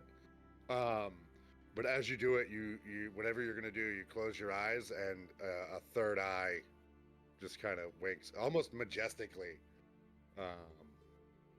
open on your forehead, and then please tell us, what does Fireball look like from Bigley? So Fireball is going to basically, his beard is going to fly up around his head and like almost turn into looking like flames. And then it's gonna glow real bright and then just all shoot forward and explode. That is amazing. All right, go ahead and roll damage. Oh, that means it hit something. I wish someone had speak with plants. Well, so whatever it is has to pass a Dex 14. Okay.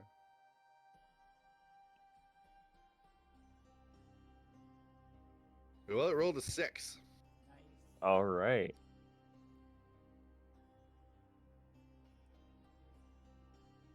So that will be 28. 28 fire damage. All right. It is a lot of fire damage for a fireball. 56 because it's Yeah, because it's a plant. That's right. Yeah. So your beard flares to life and rises up around your head as your hands are out, and that third eye opens. The whole thing comes together. It looks epic as all hell. goddamn Tool album cover. And right, there's like a couple of rogue mushrooms from his beard just kind of fly out, and they're like floating around him a little bit, just carried on this magical energy. And then that light that is emanating from your beard coalesces into a single point and rockets forward into the jungle, and there's just a massive explosion. Most of this, the tree area around here, right here, just immediately bursts into flames in this area. And you hear like a coming from in the jungle, and from out of the fire comes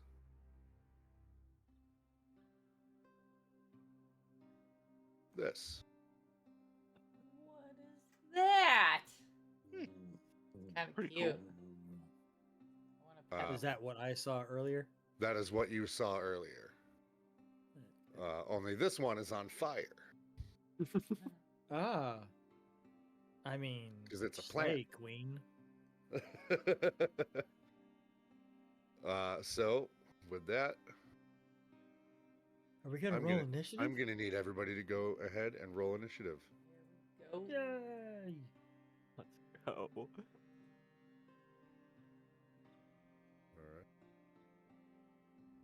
Oh, I just would rolled a 20. help if I added you guys to the encounter, wouldn't it? Yes, DM, do your job. Quiet you. I don't know what you're talking about. It I'm way wasn't back me. I there. didn't say it. It wasn't me. It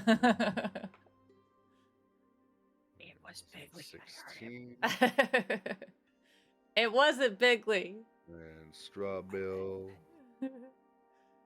Straw $10. Bill It's coming in hot with a 26.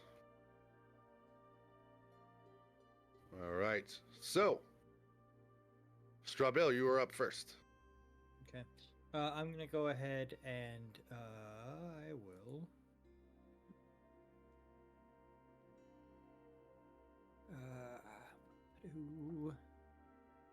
I'm going to let's see, what's the distance on that? 60 feet. I'm way closer. Okay, I'm gonna cast Ray of Enfeeblement on him.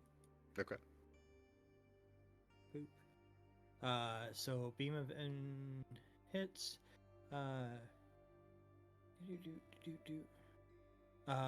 Con save 15. Con save Good. 15. Okay. He rolled a 9. Oh Okay. God. So on a failed save, the target has disadvantage on strength-based attacks for the duration of the spell, which is 1 minute. It's a concentration spell. During that time, it also subtracts 1d8 from all its damage rolls. The target repeats the save at the end of each of its turns, ending the spell on a success. Okay. What does your ray of enfeeblement look like? The ray of enfeeblement looks. It's a. As I reach my hand out, tentacles of purple light shoot forward and like kind of enwrap wrap the target, and then it just kind of shimmers and then it just it's not too much of an effect. It's not like laughter or Right. or hellish rebuke. This is much less flashy. Right. Okay. Very cool. Next, we are going to be. It is Bigley's turn.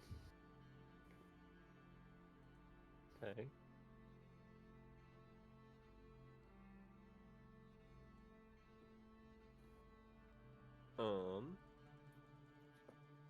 I am going to shoot another fireball at it. Okay. I think. Okay. Wait, is that too close? We're too Hold on close there. now. It's like- Let's Yeah, see. We're too close now. Please don't light us on Oh, fire. well, not if I shoot Yeah, it back at it. I'm going to show you your edge. If you hit it with a fireball, you got 20 feet. Edge is right there from it. Okay. Okay. Okay.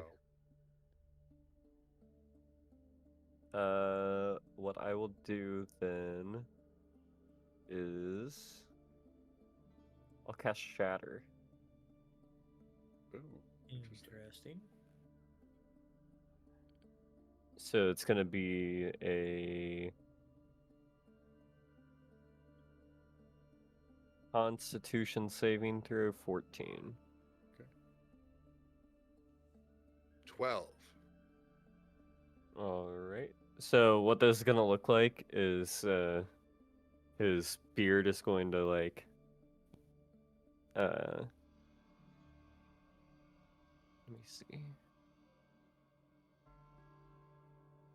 So it's going to make basically a big megaphone out in front of him, and he's going to scream into it, and then that's going to project the sound that the shatter is going to do. Okay.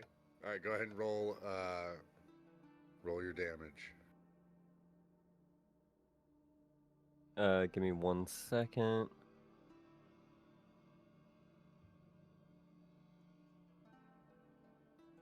Pretty sure I can do... I thought... No, I can't. Never mind. 9 damage? 9 lightning damage. Okay. Or electric, or whatever that is. Yeah. Thunder? Thunder. Yeah, thunder damage. Yeah, so this sound wave sort of hits it and blows it back, and it sort of sways. It is a plant. It sort of sways like it just got hit with a stiff wind, and then sort of comes back, and you can see, crawling out of the foliage around it are more of its tentacles are starting to like reach around and creep out. Next is going to be Lady Rosalyn. It is your turn. Okay. So first I'm going to just prick myself with my claws. Okay. 1d6. Of course, I would take nearly the max amount. And then you're gonna see the lightning just burst from both of my claws, and I'm gonna run forward and swipe at it with my first action. All right.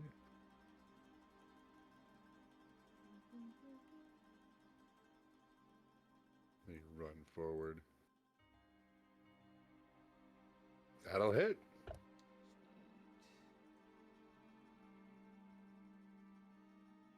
Ten damage. So you rush forward and you rake it with your claws and take a big chunk of this sort of plant matter out of it, and it's oozing this thick green sort of sap-like blood, and it sort of recoils from that and sort of doesn't really vocalize more than it just sort of like chitters in pain at this, and it sort of leaves Russell. And the 3 damage was from the lightning damage from my claws. Yep. And then I'm gonna do that again. Both claws. All right, go ahead. That'll hit. Was 4 lightning damage, so 14 damage. Okay. Then one more time for my bonus action. Okay. Ooh, I'm rolling great right now. That will hit, yeah. What is happening? That wasn't so great. Vivhik starts looking around like, do I need to look for a new job? Well, now that I can do 2 action attacks, and then my bonus action when I'm doing my bare hand claws, it can be another attack. It's just attack after attack. Yeah, you're just clawing and tearing massive chunks of plant out of this thing, and you're getting covered in this thick, sticky sap.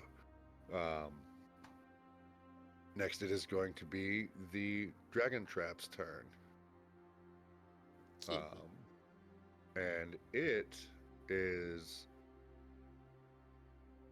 I gotta read the thing it's doing here.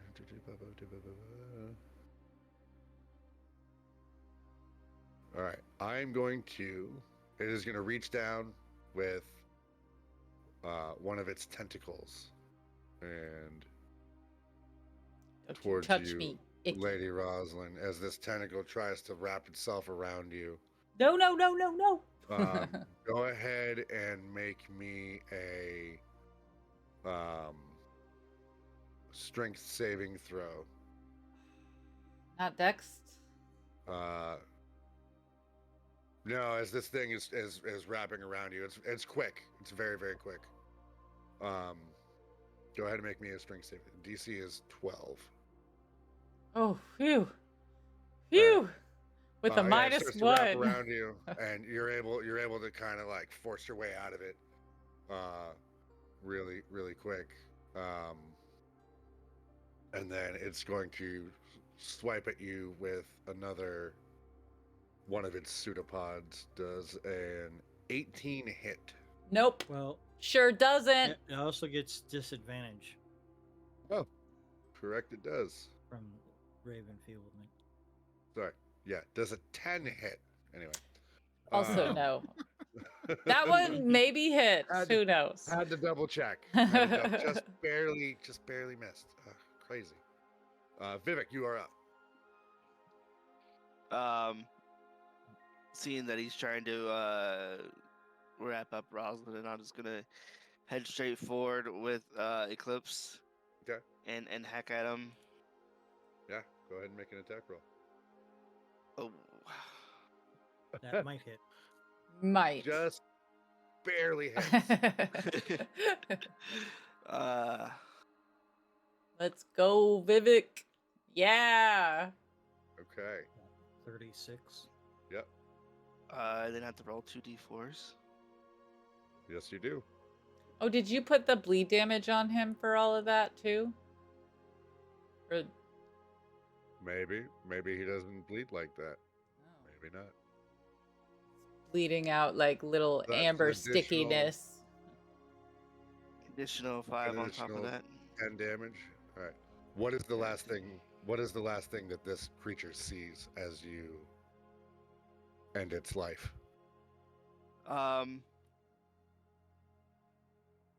So what I'll do is I'll as Rosalyn shrugs off one of the tentacles and he like swipe with the other one, I'm gonna run and jump up on the first tentacle, use that as leverage to get up high, and just basically just wood chop his head off like completely, Okay. just like in one fell swoop. Just like, All right, yeah. So you kind of like run, and you can see it's got like this long sort of serpentine like stem to it that it's ambulating on, that it's sort of slithering on. That's how it moves.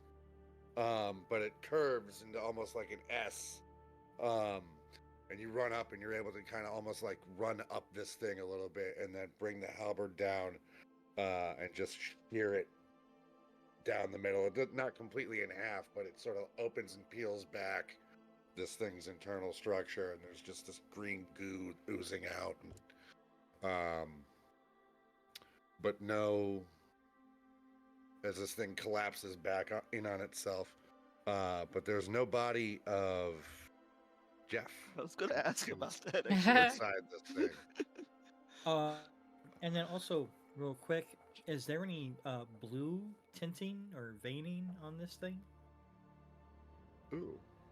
Go ahead and make me. Are you actively like looking at that, or are you just trying to see if you Yeah. noticed it? Go ahead and make me an investigation roll. Okay.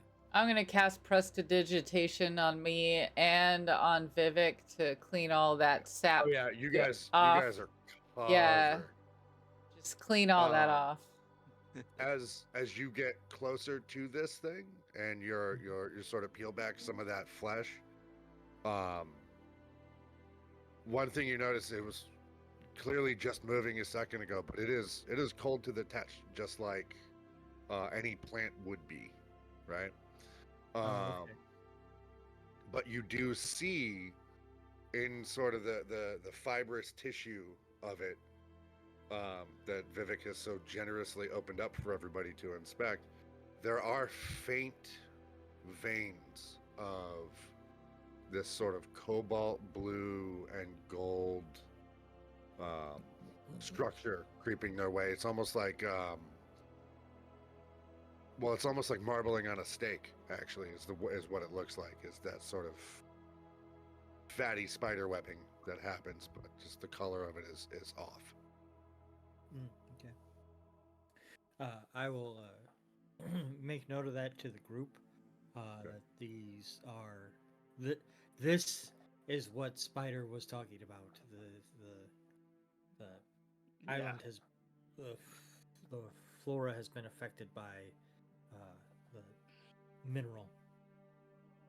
So this could be anything. I have a feeling it could be worse. Right? It's gonna get worse when we get closer. So, yeah. Is everybody all right? Anybody feeling weird, poisoned, or anything? I think I'm good. Cool. Yeah, we're good.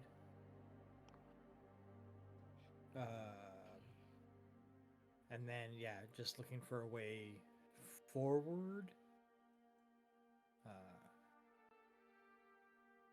What does your compass say? Are we going the right direction? Yeah. Cool. I take it out and look at it.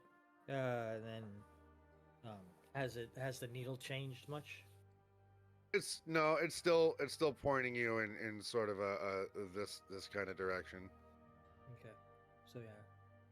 Oh yeah, seems that we're still on the mark. All right. Well, I don't see the point to sticking around here too much longer. Oh no. Which way are you going to go? As you can try and cut your way through the jungle down here, I'd rather not do the water again. or you can go across the bridge this way. I feel like the bridge might be safer from those big tentacle things hiding in the bushes. Ask Jeff what he thinks about the bridge. Jeff didn't die on the bridge. He died to one of those tentacle things. He died doing what he loved. I don't know who Jeff. Who's Jeff? I don't You're even know. still which playing Jeff that you're one, talking huh? about. I don't know. Play. Do you see a Jeff? I don't see a Jeff. I don't even see evidence of Jeff. I don't know what there's going on. So yeah, let's What's I'm- the get- distance? I feel between, safer out there. What's the distance between here and like the edge of? So you said, what's okay? Sorry. What's the distance between here and here? 40 Is the feet. map accurate? Okay, It's pretty accurate, yeah. never mind. It's a nice map. It's very tropical. Thank you. It's almost like someone really put a lot of thought and effort into that.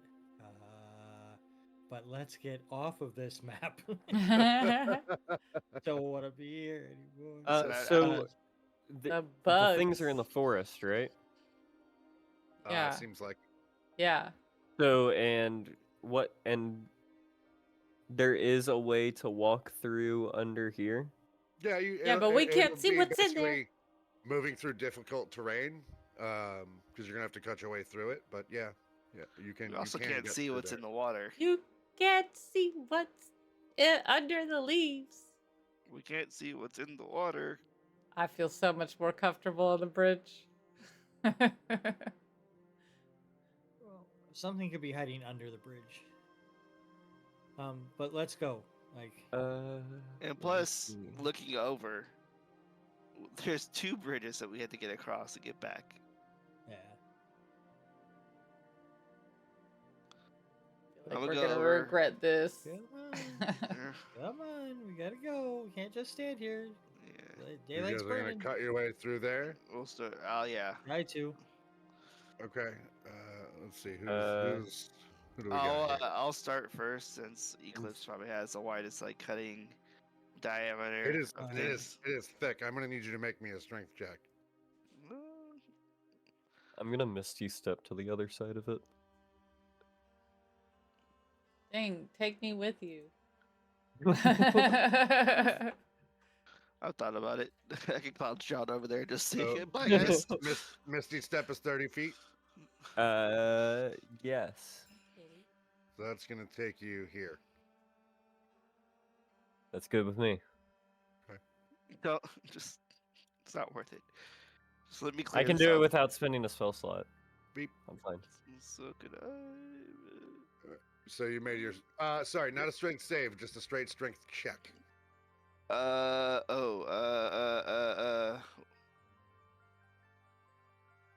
Sorry.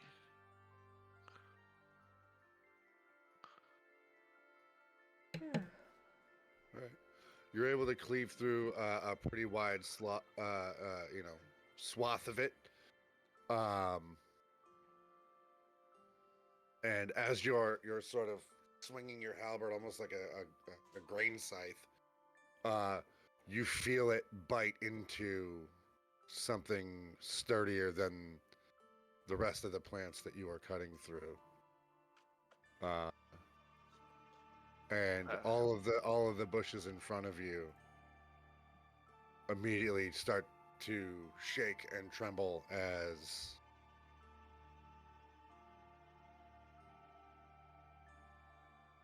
oh, come on, man. Boop.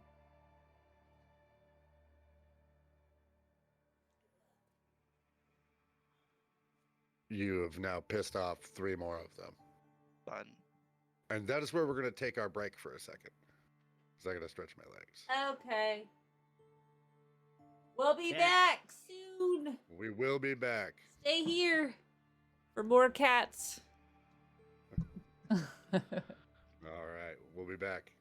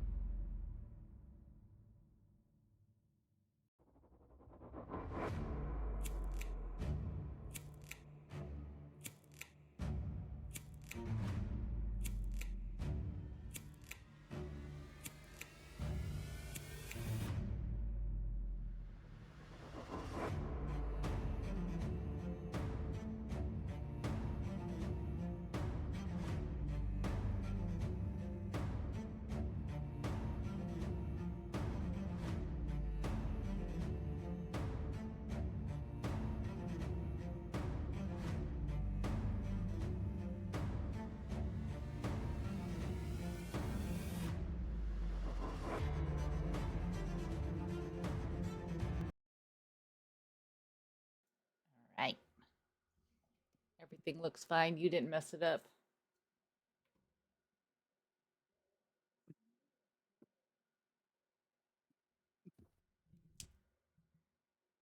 I can't hear him talking. Nope. Nope. Well, Ekim, you're muted. You're muted. We can't hear you. We can't DM hear him. you. we He'll figure it out soon enough. They're all ignoring me. All I wanted to do was. to How does throw he not plants hear at 'em. us? he's real serious there, isn't he? He is real serious. Why so serious?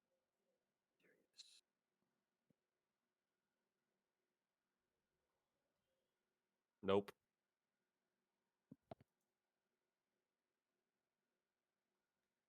Wonder what's going on. Nothing.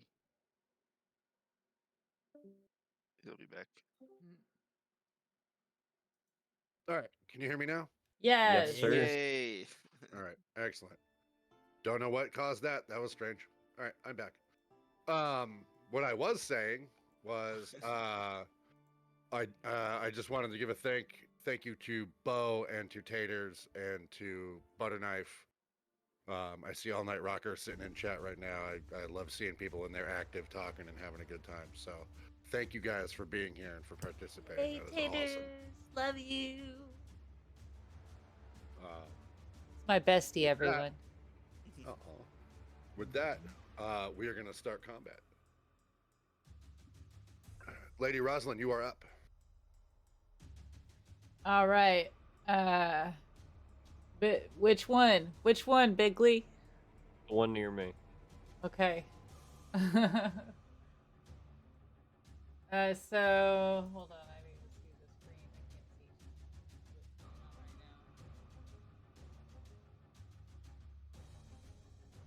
right now. Okay, so the one in the back, near Bigley, I'm gonna cast command on, and I'm going to yell, "Attack your brother!" And it's a wisdom saving throw of 13. Okay. And that is B. Wisdom save. That is a 13. Does that mean that what he I can do, loses? I will apply a 1d4 debuff to that. How are you doing that? With your luck thing? It is, let me see what it's called. Let me find it real quick. There's so many things on here. Hey.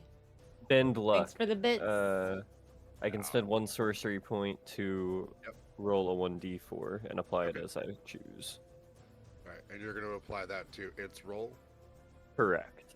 Okay, so it's going to minus 3, so it's a 10? Correct. Got it. Okay. Attack your brother, you said? Yeah. Okay. All right. Are you doing anything else on your turn? No.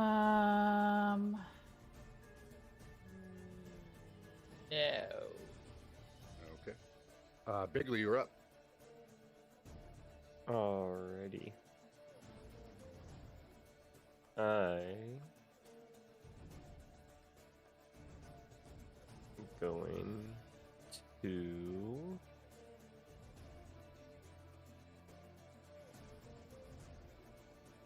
am I under that right now? No, not cool. I am going to use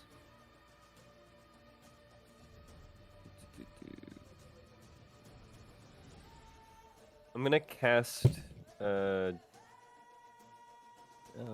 Ray of Sickness.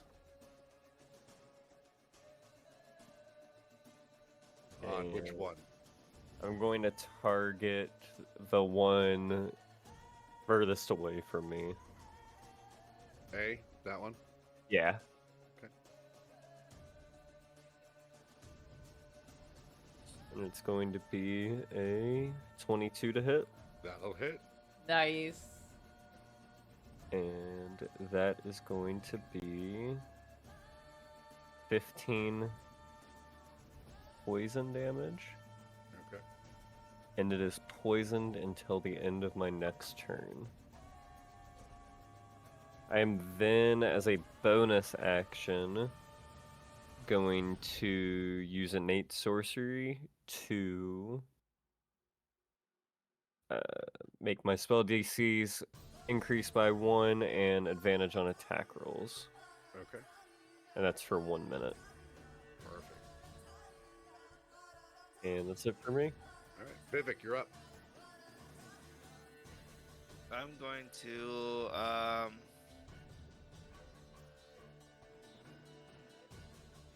let's see. I'm going to back up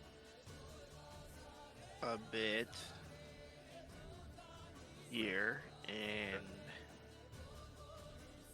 I'm going to cast Bless on the three of us there. Okay. So the three creatures within range, whatever target makes an attack roll, saving throw before the end of the spell ends, that target adds 1d4. Okay, perfect. And then for my bonus action, I am going to enlarge. Yep. And just become big. Okay. And it's my turn. All right. Next up is Dragon Trap A.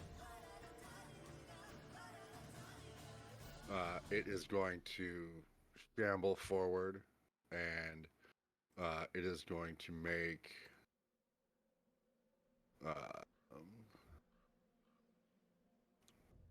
lash out at you, Vivhik, with 3 of its pseudopods. So for the first attack, will a... It's also poisoned. Oh, I'm sorry. Yeah, thank you. So what is that? A D... I'm trying to find it right now. Yep.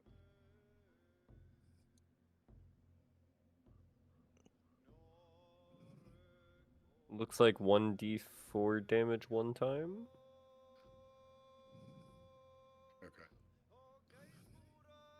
Okay. Could be wrong on that though, but Okay. We'll roll with that for right now. Wait. I'll look it up later. Is poison different than poisoned? well, it's only poisoned until the start Until of its my next next turn. turn. Yeah. Yeah, All right. Well, its so first it's only attack... gonna hit once. Right. I'm going to use a reaction to cast Blood Curse of the Eyeless, and I'm gonna amplify it, so you'll see me like prick myself with my claw there, and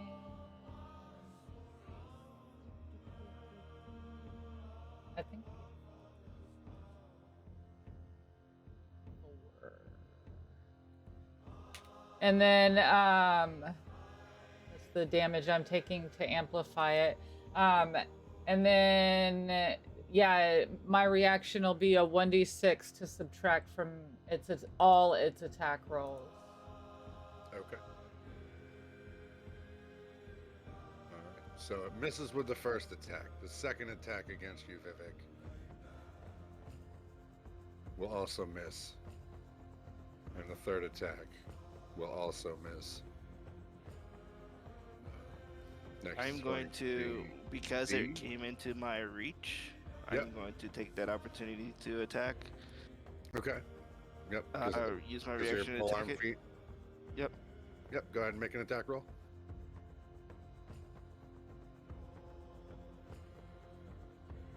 That will hit.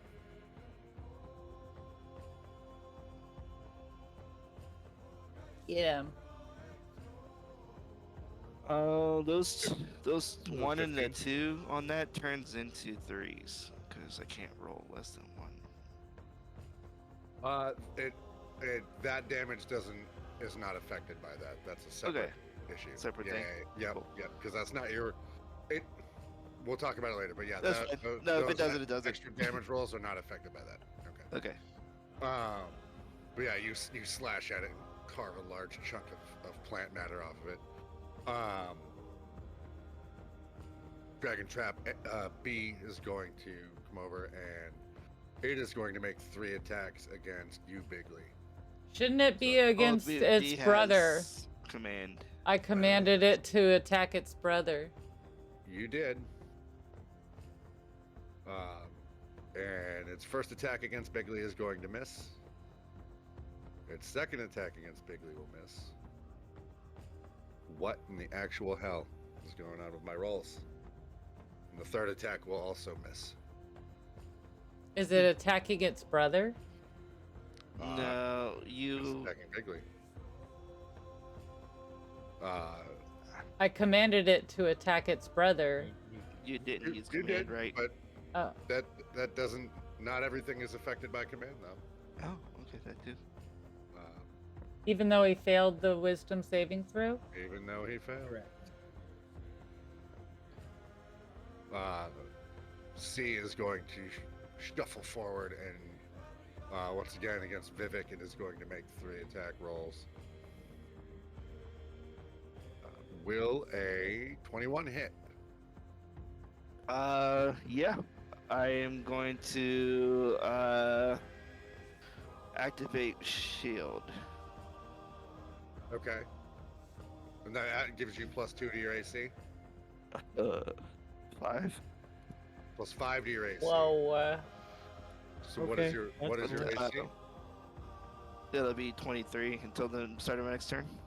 23 until the start of your next turn. Okay. Yep. What does it look like when you use this? You've never done this before. This is a property of your halberd Eclipse. Yeah, so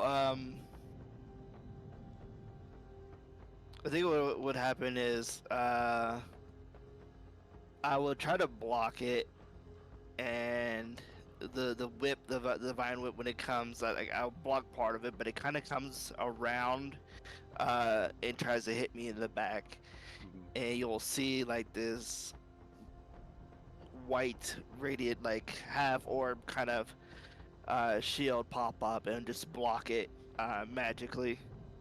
Yeah, this tentacle wraps around and sort of crashes into the shield that just sort of materializes behind you, protecting your back. It's gonna strike at you a third time, and that will not affect you at all. It just kind of crashes against that shield one more time. Strawbill, you're up.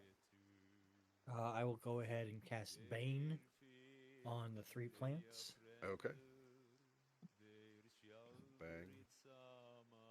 Bang. All right. Anything else? Let's see.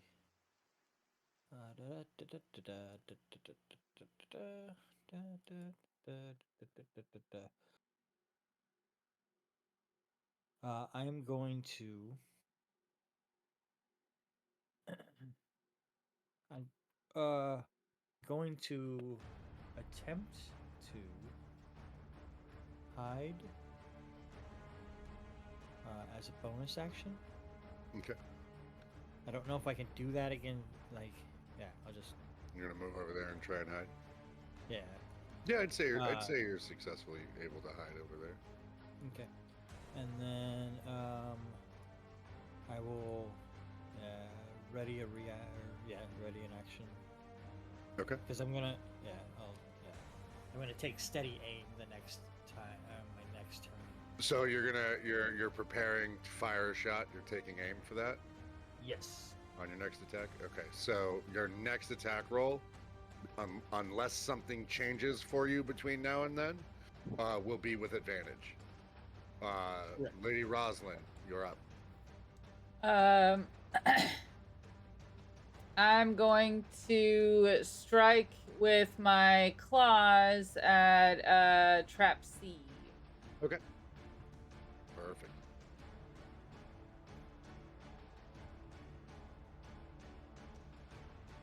That will miss. Don't I have bless? Oh, you do. Yes, I'm sorry. Yep. Yes, please roll your d4. I apologize. Oh no, I was saving it. 17. That will hit. Nice. Just hits. All right, 9 points of damage. Plus 6 points of lightning damage. Oh, excellent. So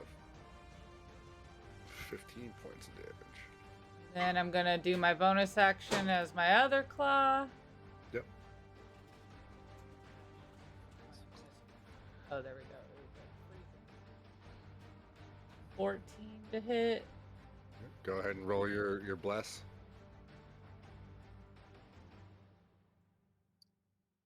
16 to hit. That will hit.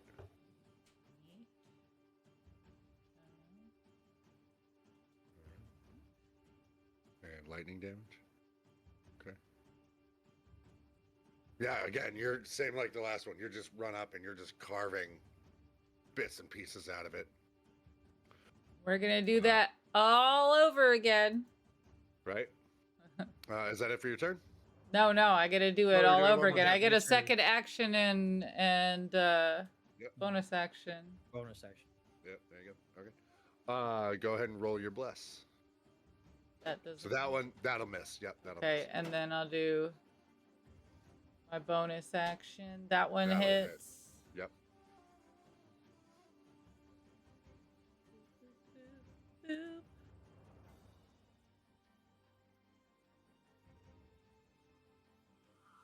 Yeah, you're just carving chunks out of this thing. This plant is so gross. Is that it? Yep, that's it. All right, Bigley, you're up. All right. First thing I'm gonna do is try to move over here. All right, it is going to make an opportunity attack against you. D20 minus. I'm guessing an 11's not going to hit you. No. Okay, didn't think so. Boy can dream. Once I'm you're just. Oh, I apologize. You also roll on attack rolls. Oh, is that what that was? Yeah, that second roll, that Four. 3 is that's the bane. Okay. How far do I have to move to be out of its range? Out of its range. Off the island. Yeah, right. 10, 5 feet. Okay. So after moving that 5 feet, I'm then going to cast Fly. Okay. So your beard sort of parts and forms into those little Bigley's beard wings. You got it. Bigley's beard wings. Yep. Do that. I Okay. just saw Dumbo, but just with his beard. Yeah, pretty much. Yeah, exactly. Instead of feathers, it's mushrooms. And then that gives me a fly of 60 feet. Yep. So how far what will I have left? You moved about 5, so I mean, My normal walking is 30. this rock is 55 feet away from you right now. Gotcha. I'm going to just go like over here. Okay. Perfect. Is that all you got? Yeah. All right, Vivhik, you're up. I'm going to start slashing on Dragon Trap A. Okay. C is going to get an attack of opportunity against you. I have reach. Oh, you're right. I apologize. Continue. Fortunately, they're not close enough for me to cleave, so. Yeah, right. Oops. Didn't mean to hit that twice. Oh, that is a 1. That's an natty 1. That is a nat 1. Yeah, you whiff. You just don't touch anything. Unfortunately. Anything else you'd like to do? No, I get a second attack. Okay, go ahead. that one will hit. That'll hit. That'll definitely hit. And you said you're striking A? Yeah. All right. All right, so that's 16 points, 19 points of damage. Yep. Perfect. All right, yeah, and you hack off one of its many tentacles, a big fat one. It just kind of crashes to the ground next to you. And Anything then else? I'm going to use pole arm attack. Okay. And it's been a minute. Yeah, there it is. Pole strike.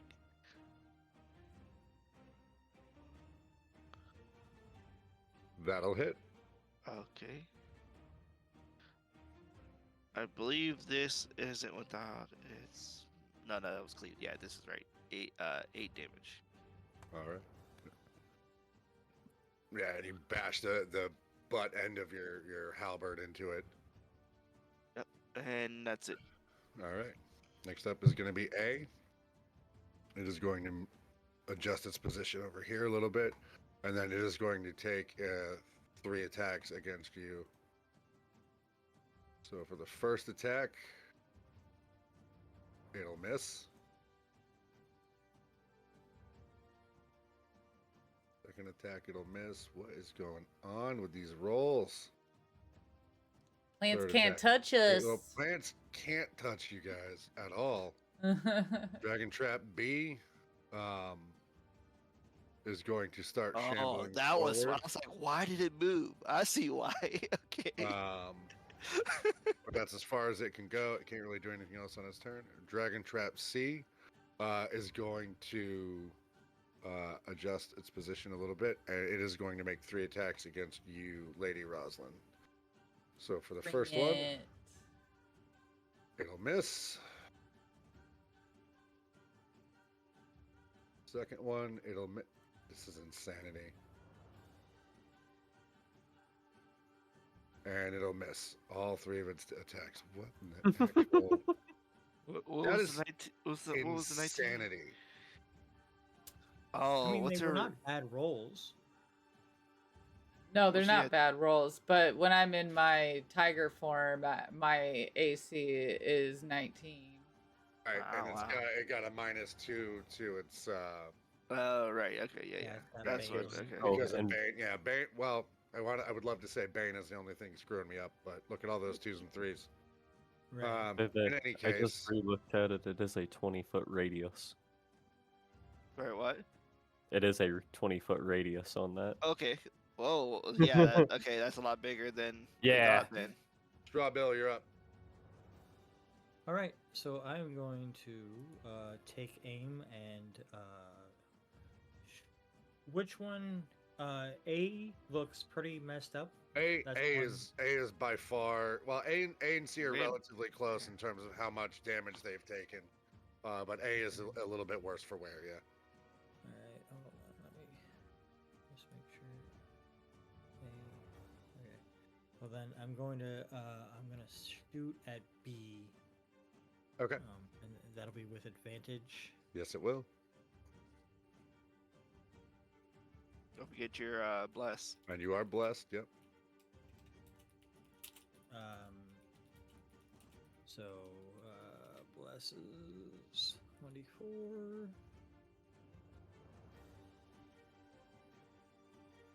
So that'll be a 13 to hit. 13 will miss. Of course it will. Go ahead and reload for me though. 1d6. Yep. So a 3. 1 is a jam, a 2 through a 4, or 2 through 5 is a regular reload, and a 6 is an automatic second shot at and an auto crit. Okay. So 3 reload with without any issues. So you're good. Anything else you'd like to do on your turn? You have a bonus action or anything? Second attack. Boopity boopity boppity boops. Let's see here. Hold on. Actions, bonus. No. I will attempt to hide again. and then also use and then steady aim again the next turn. Yep, that's fine. Okay. All right. Lady Rosalyn, you're up. Yeah, you're far enough out of it at the moment still. Where I'm gonna hit C with my claws over and over and over again. all right. Do that voodoo that you do. Oh, that was terrible. I don't even think with bless that'll do anything. Nah. No, that will not hit. Yeah. All right. Your Bonus. claws at this point, like your claws are striking it, but it's that Yeah. the part that you're getting is just it's more bark like than plant like, and it's tough. Your second attack will definitely hit. Okay. Okay, so that was a second 6 damage. hit. And then your lightning. Lightning. So 9. Perfect. Okay, and then Go second carve attack. chunks out of this thing. Yep. Plus, Go ahead and roll your bless. That'll hit. 16. Oof. Good hits. 1 lightning damage, and then my Yeah, you- bonus. Rock this thing with that last one and just it kind of Yeah, reels my a little bonus. bit. That'll hit. Yeah, big meaty hits. Look at that. Another Yeah. rabbit. So 15.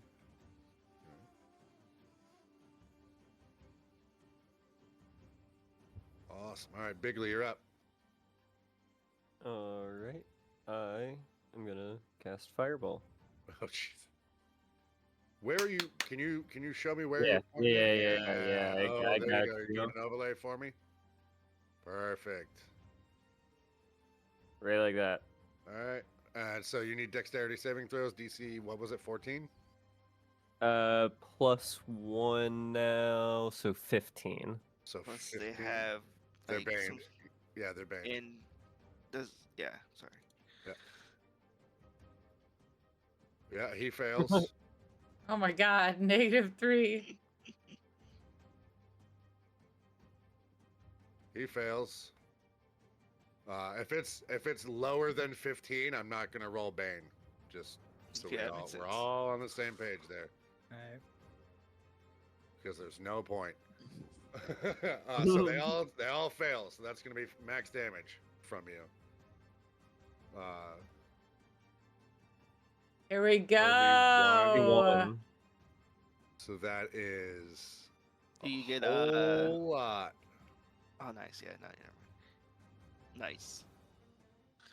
So because they are plants and they are vulnerable to fire, that is 62 points of fire damage as your this fireball rockets out Yes. from your beard and detonates in the jungle and just causes this conflagration that just engulfs all 3 of these creatures.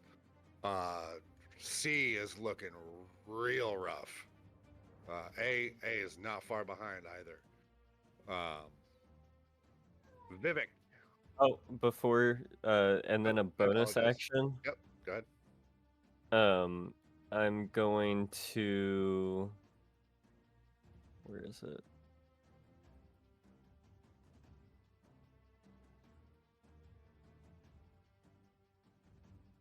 Sorry. I'm going to use. Where is it?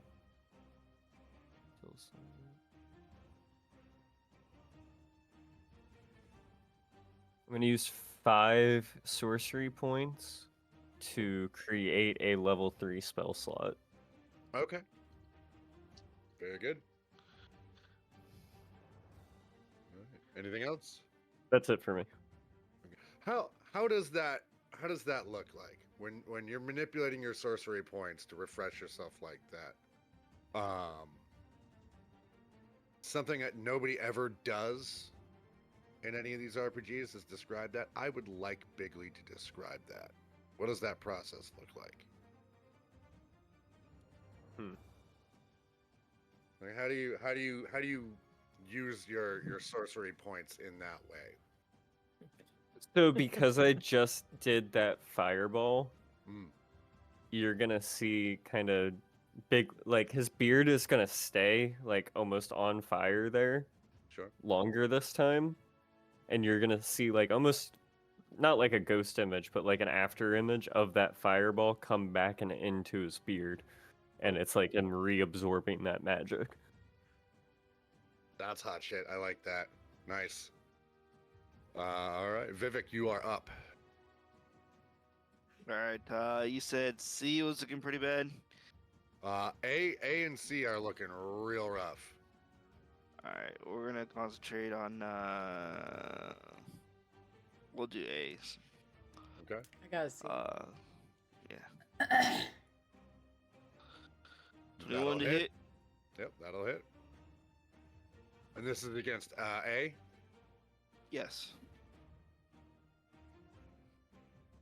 So 9, so 13, and then Oh, I thought I rolled twice. you got one more.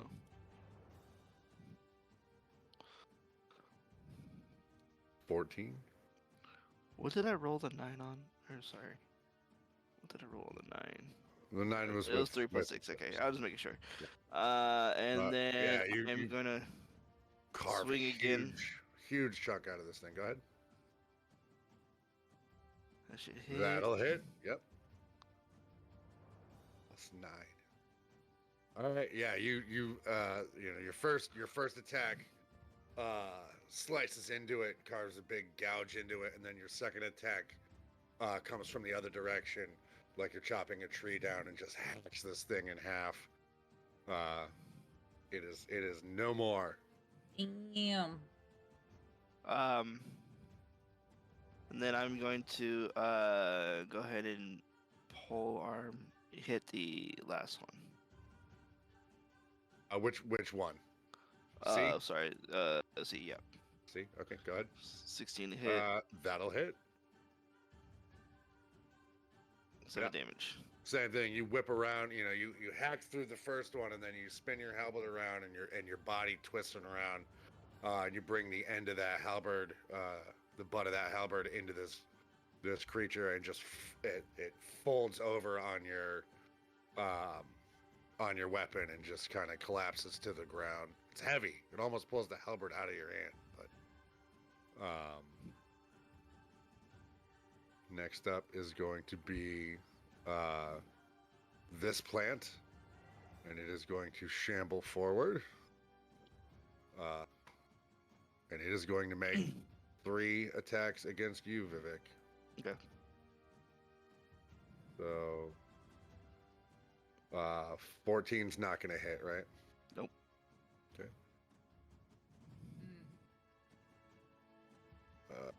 Yeah, neither will the A10. Stupid pain. And neither will A13. Yeah. Is it the I'm gonna bane of use- your existence? One might say that. One I might. am going to use that opportunity attack, the reaction. Because it entered your. Yep. Go ahead. That'll hit.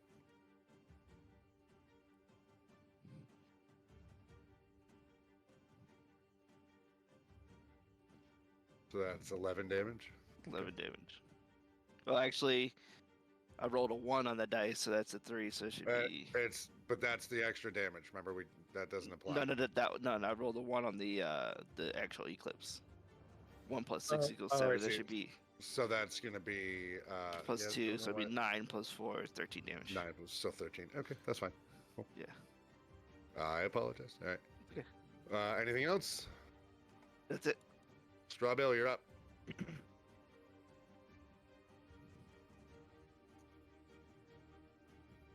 You're muted if you're talking.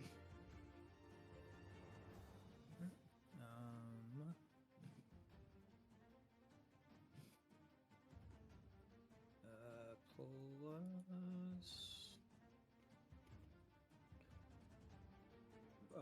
20 Uh, to hit.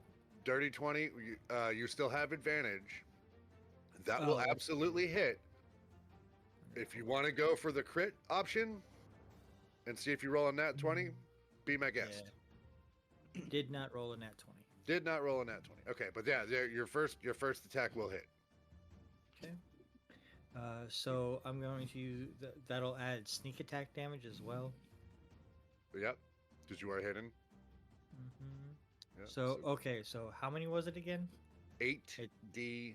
Oh my god. The fuck? 2, 3, 4, 5, 6, 7, 8. You know, I don't mind playing digital dice, but this is where physical dice would be awesome. Right? right. To see all of that? All right, plus your Jeez. sneak attack damage. Plus My attack. yeah. Yeah. Okay. 51. 51. All right. Yeah, you blast a massive chunk out of this thing. It is still standing though, just barely.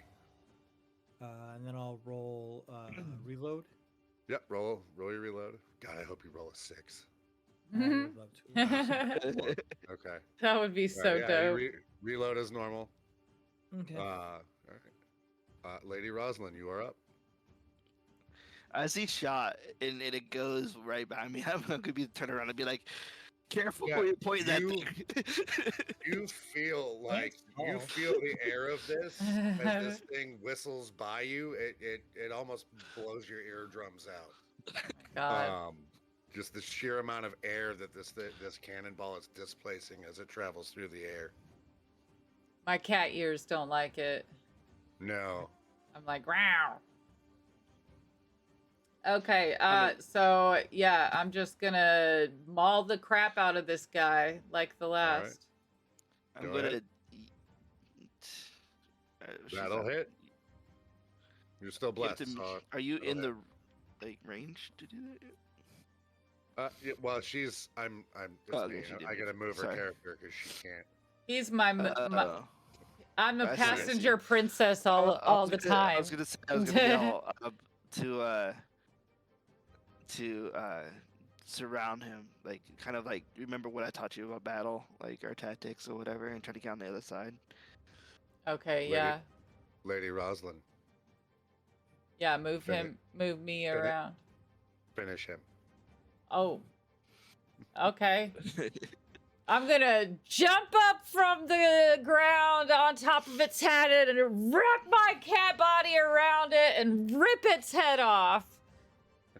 And you kind of like pounce and on all fours like run up to the top of this thing. It's tall. They're like 15, 16 feet tall. These things are huge. And you kind of run up to the top of it and then dig your claws into kind of where you can approximate its throat would be, and then just sort of spin your way around behind it and come down the front, severing its head and then riding the rest of its body back down to the ground and land on your feet. Just kind of breathing heavy and crackling with that red lightning that is yours. Prestidigitation. This thing is very dead. So, once we're all done and everything, like, I'll still be like, basically, like, energy's gonna be like crackling around me as I float back towards you guys. And when I finally land, You turn into Scar. That would be so funny.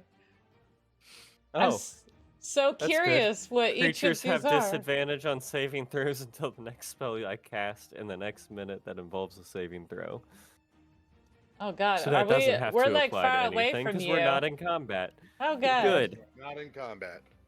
And not near you. Right. All right. You are free to move about the map. Where would you guys like to go? Let's get the fuck out of here. Made me go under this big old umbrella leaf. I want out. So you guys are gonna head. Bigley's over gonna be like sweating Oh. also and be like, I might need a minute here. Don't act like you weren't having fun. Oh, I You was, said- but Oh no, I was talking to Roz. I was like, I saw you letting loose out there. There's spiders and just all the gross things here. I just want to get out of here. You wanted the life of an adventurer. This is it. Doesn't mean I have to like the spider attacks. I don't think anybody likes spider attacks. I've already forgotten the name of the guy that we lost back I there like due to Spider when she spiders. attacks. Yeah, I bet you do. What do Very her nice. attacks look like for you? Touche. This is a family channel. Bigley's just gonna be like, guys, I think I might be all out of juice now. I might need a little bit here. I'll grab him by the back of his neck and just toss him on my shoulder. I'll say, you deserve this ride. Oh, free piggyback ride? I'll take it. I start So kicking my heading- feet. Life rule: never turn Uh, down piggyback ride. I'll head towards the bottom, or I'll Okay. go south from where we're at, Sure. and then, yeah, forward. All right. Do we, Yes. Continue through the jungle. Dirty. I don't think anybody took any major damage there, right? Just anybody need any short rest or anything? Oh, Uh, I'm completely out of juice over here. yeah, yes, yeah. All the magic users are tapped. Oh yeah, well, it makes me no difference really. But if you guys want to rest, I'll stand guard. All right. You guys are gonna take a long rest or a short rest here? Just short rest. I need a No. long rest. Short rest isn't going to do anything for me. I Okay. don't know if we want a long rest here. Quite yet, yeah. We need to get a little further along. You can.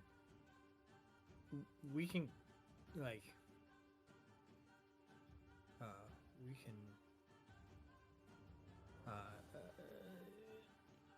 Yeah, you can just hang out, like,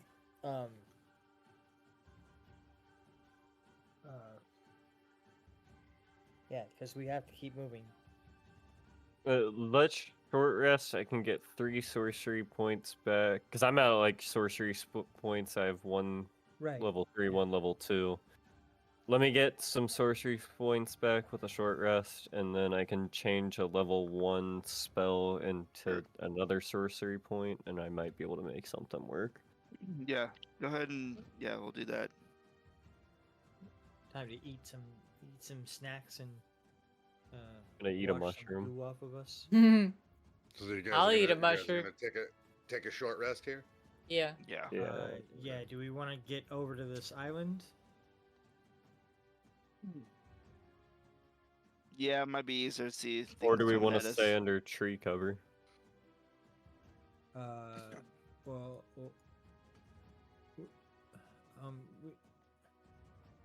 we should try to get as far as we possibly can. So, yeah. Crossing over to the island would probably be a little bit better because we can see what can attack It's us. coming at us. I like Yeah. that. Let's do Yeah. that.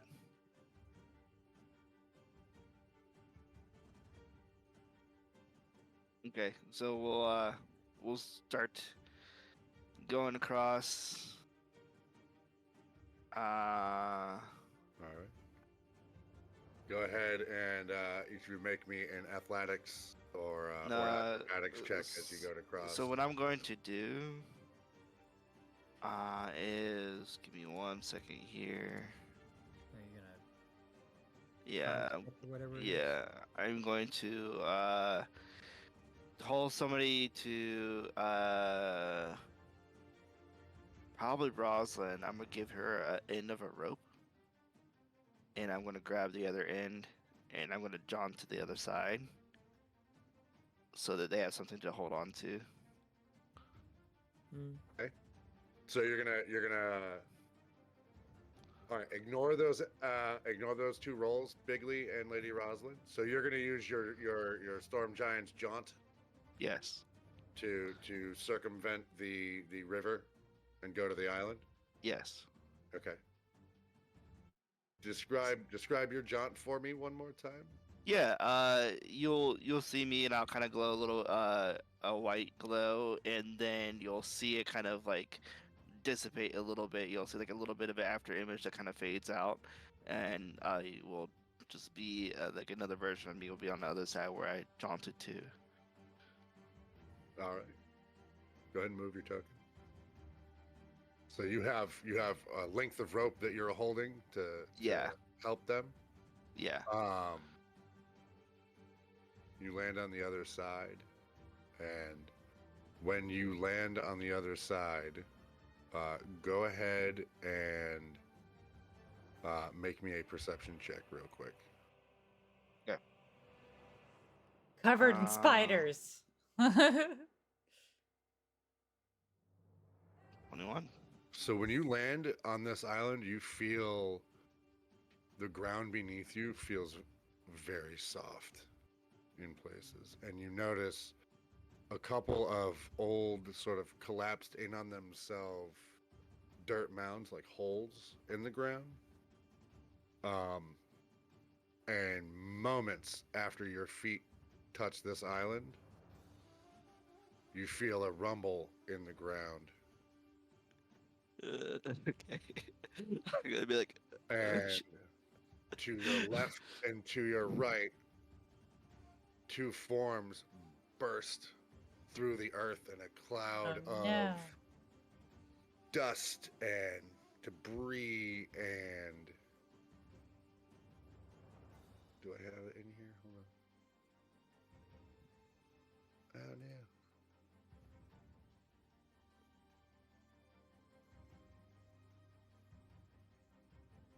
Hold on, I want to show you these guys because they're cool. As this thing explodes out of the earth in front of you, or to either side of you, I should say.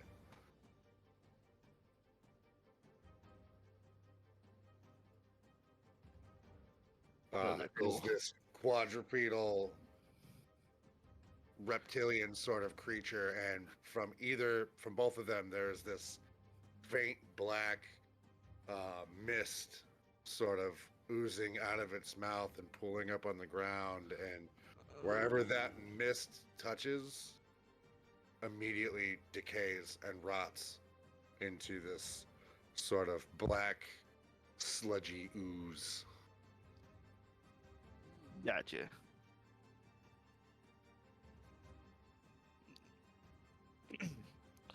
Would I have time to jump back?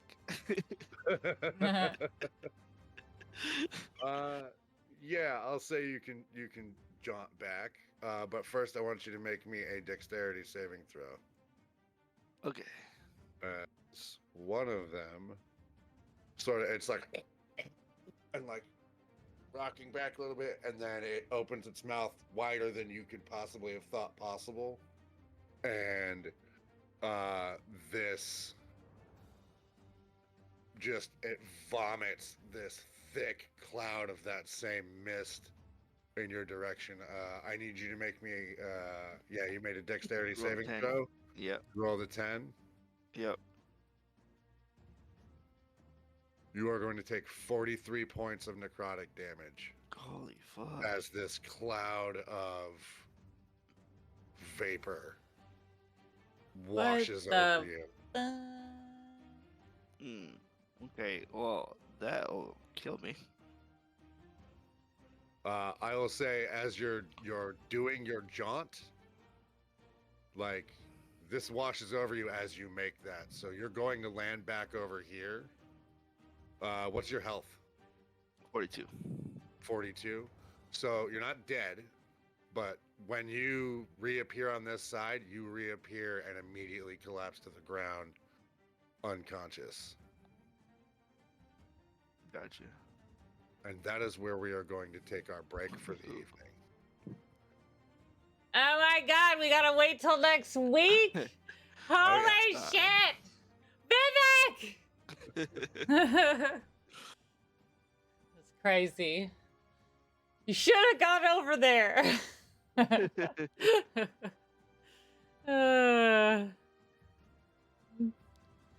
Thanks, Bo. Well played, guys. Yeah, that was good. Good episode. That was just enough, man. Just enough to knock me out too. Wow. Yep. I was hoping you'd have dodged it. You would have taken half damage. I want to thank everybody who has been in chat all night one more time. You guys are awesome. Yay, thank you. Love you guys. Wonderful game. I'm so glad we got to play for you guys again tonight. We will be back next week. Same bat time, same bat channel. I want to Stay give a right shout here. out to Ginsler's the real dungeon master of all this, Ginsler's wife, for having her birthday, and to Kyle and to Swift, their birthday weekends again. Right. Yeah, and that's it. That's all I got. I don't know what else to say at the moment. Keep talking. I'm picking a channel. Oh, okay.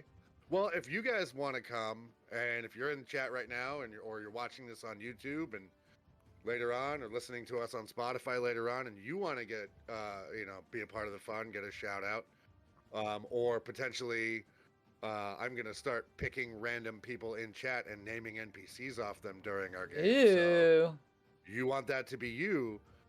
Hop into Twitch and join the chat, and start mixing it up with the other members that are in here.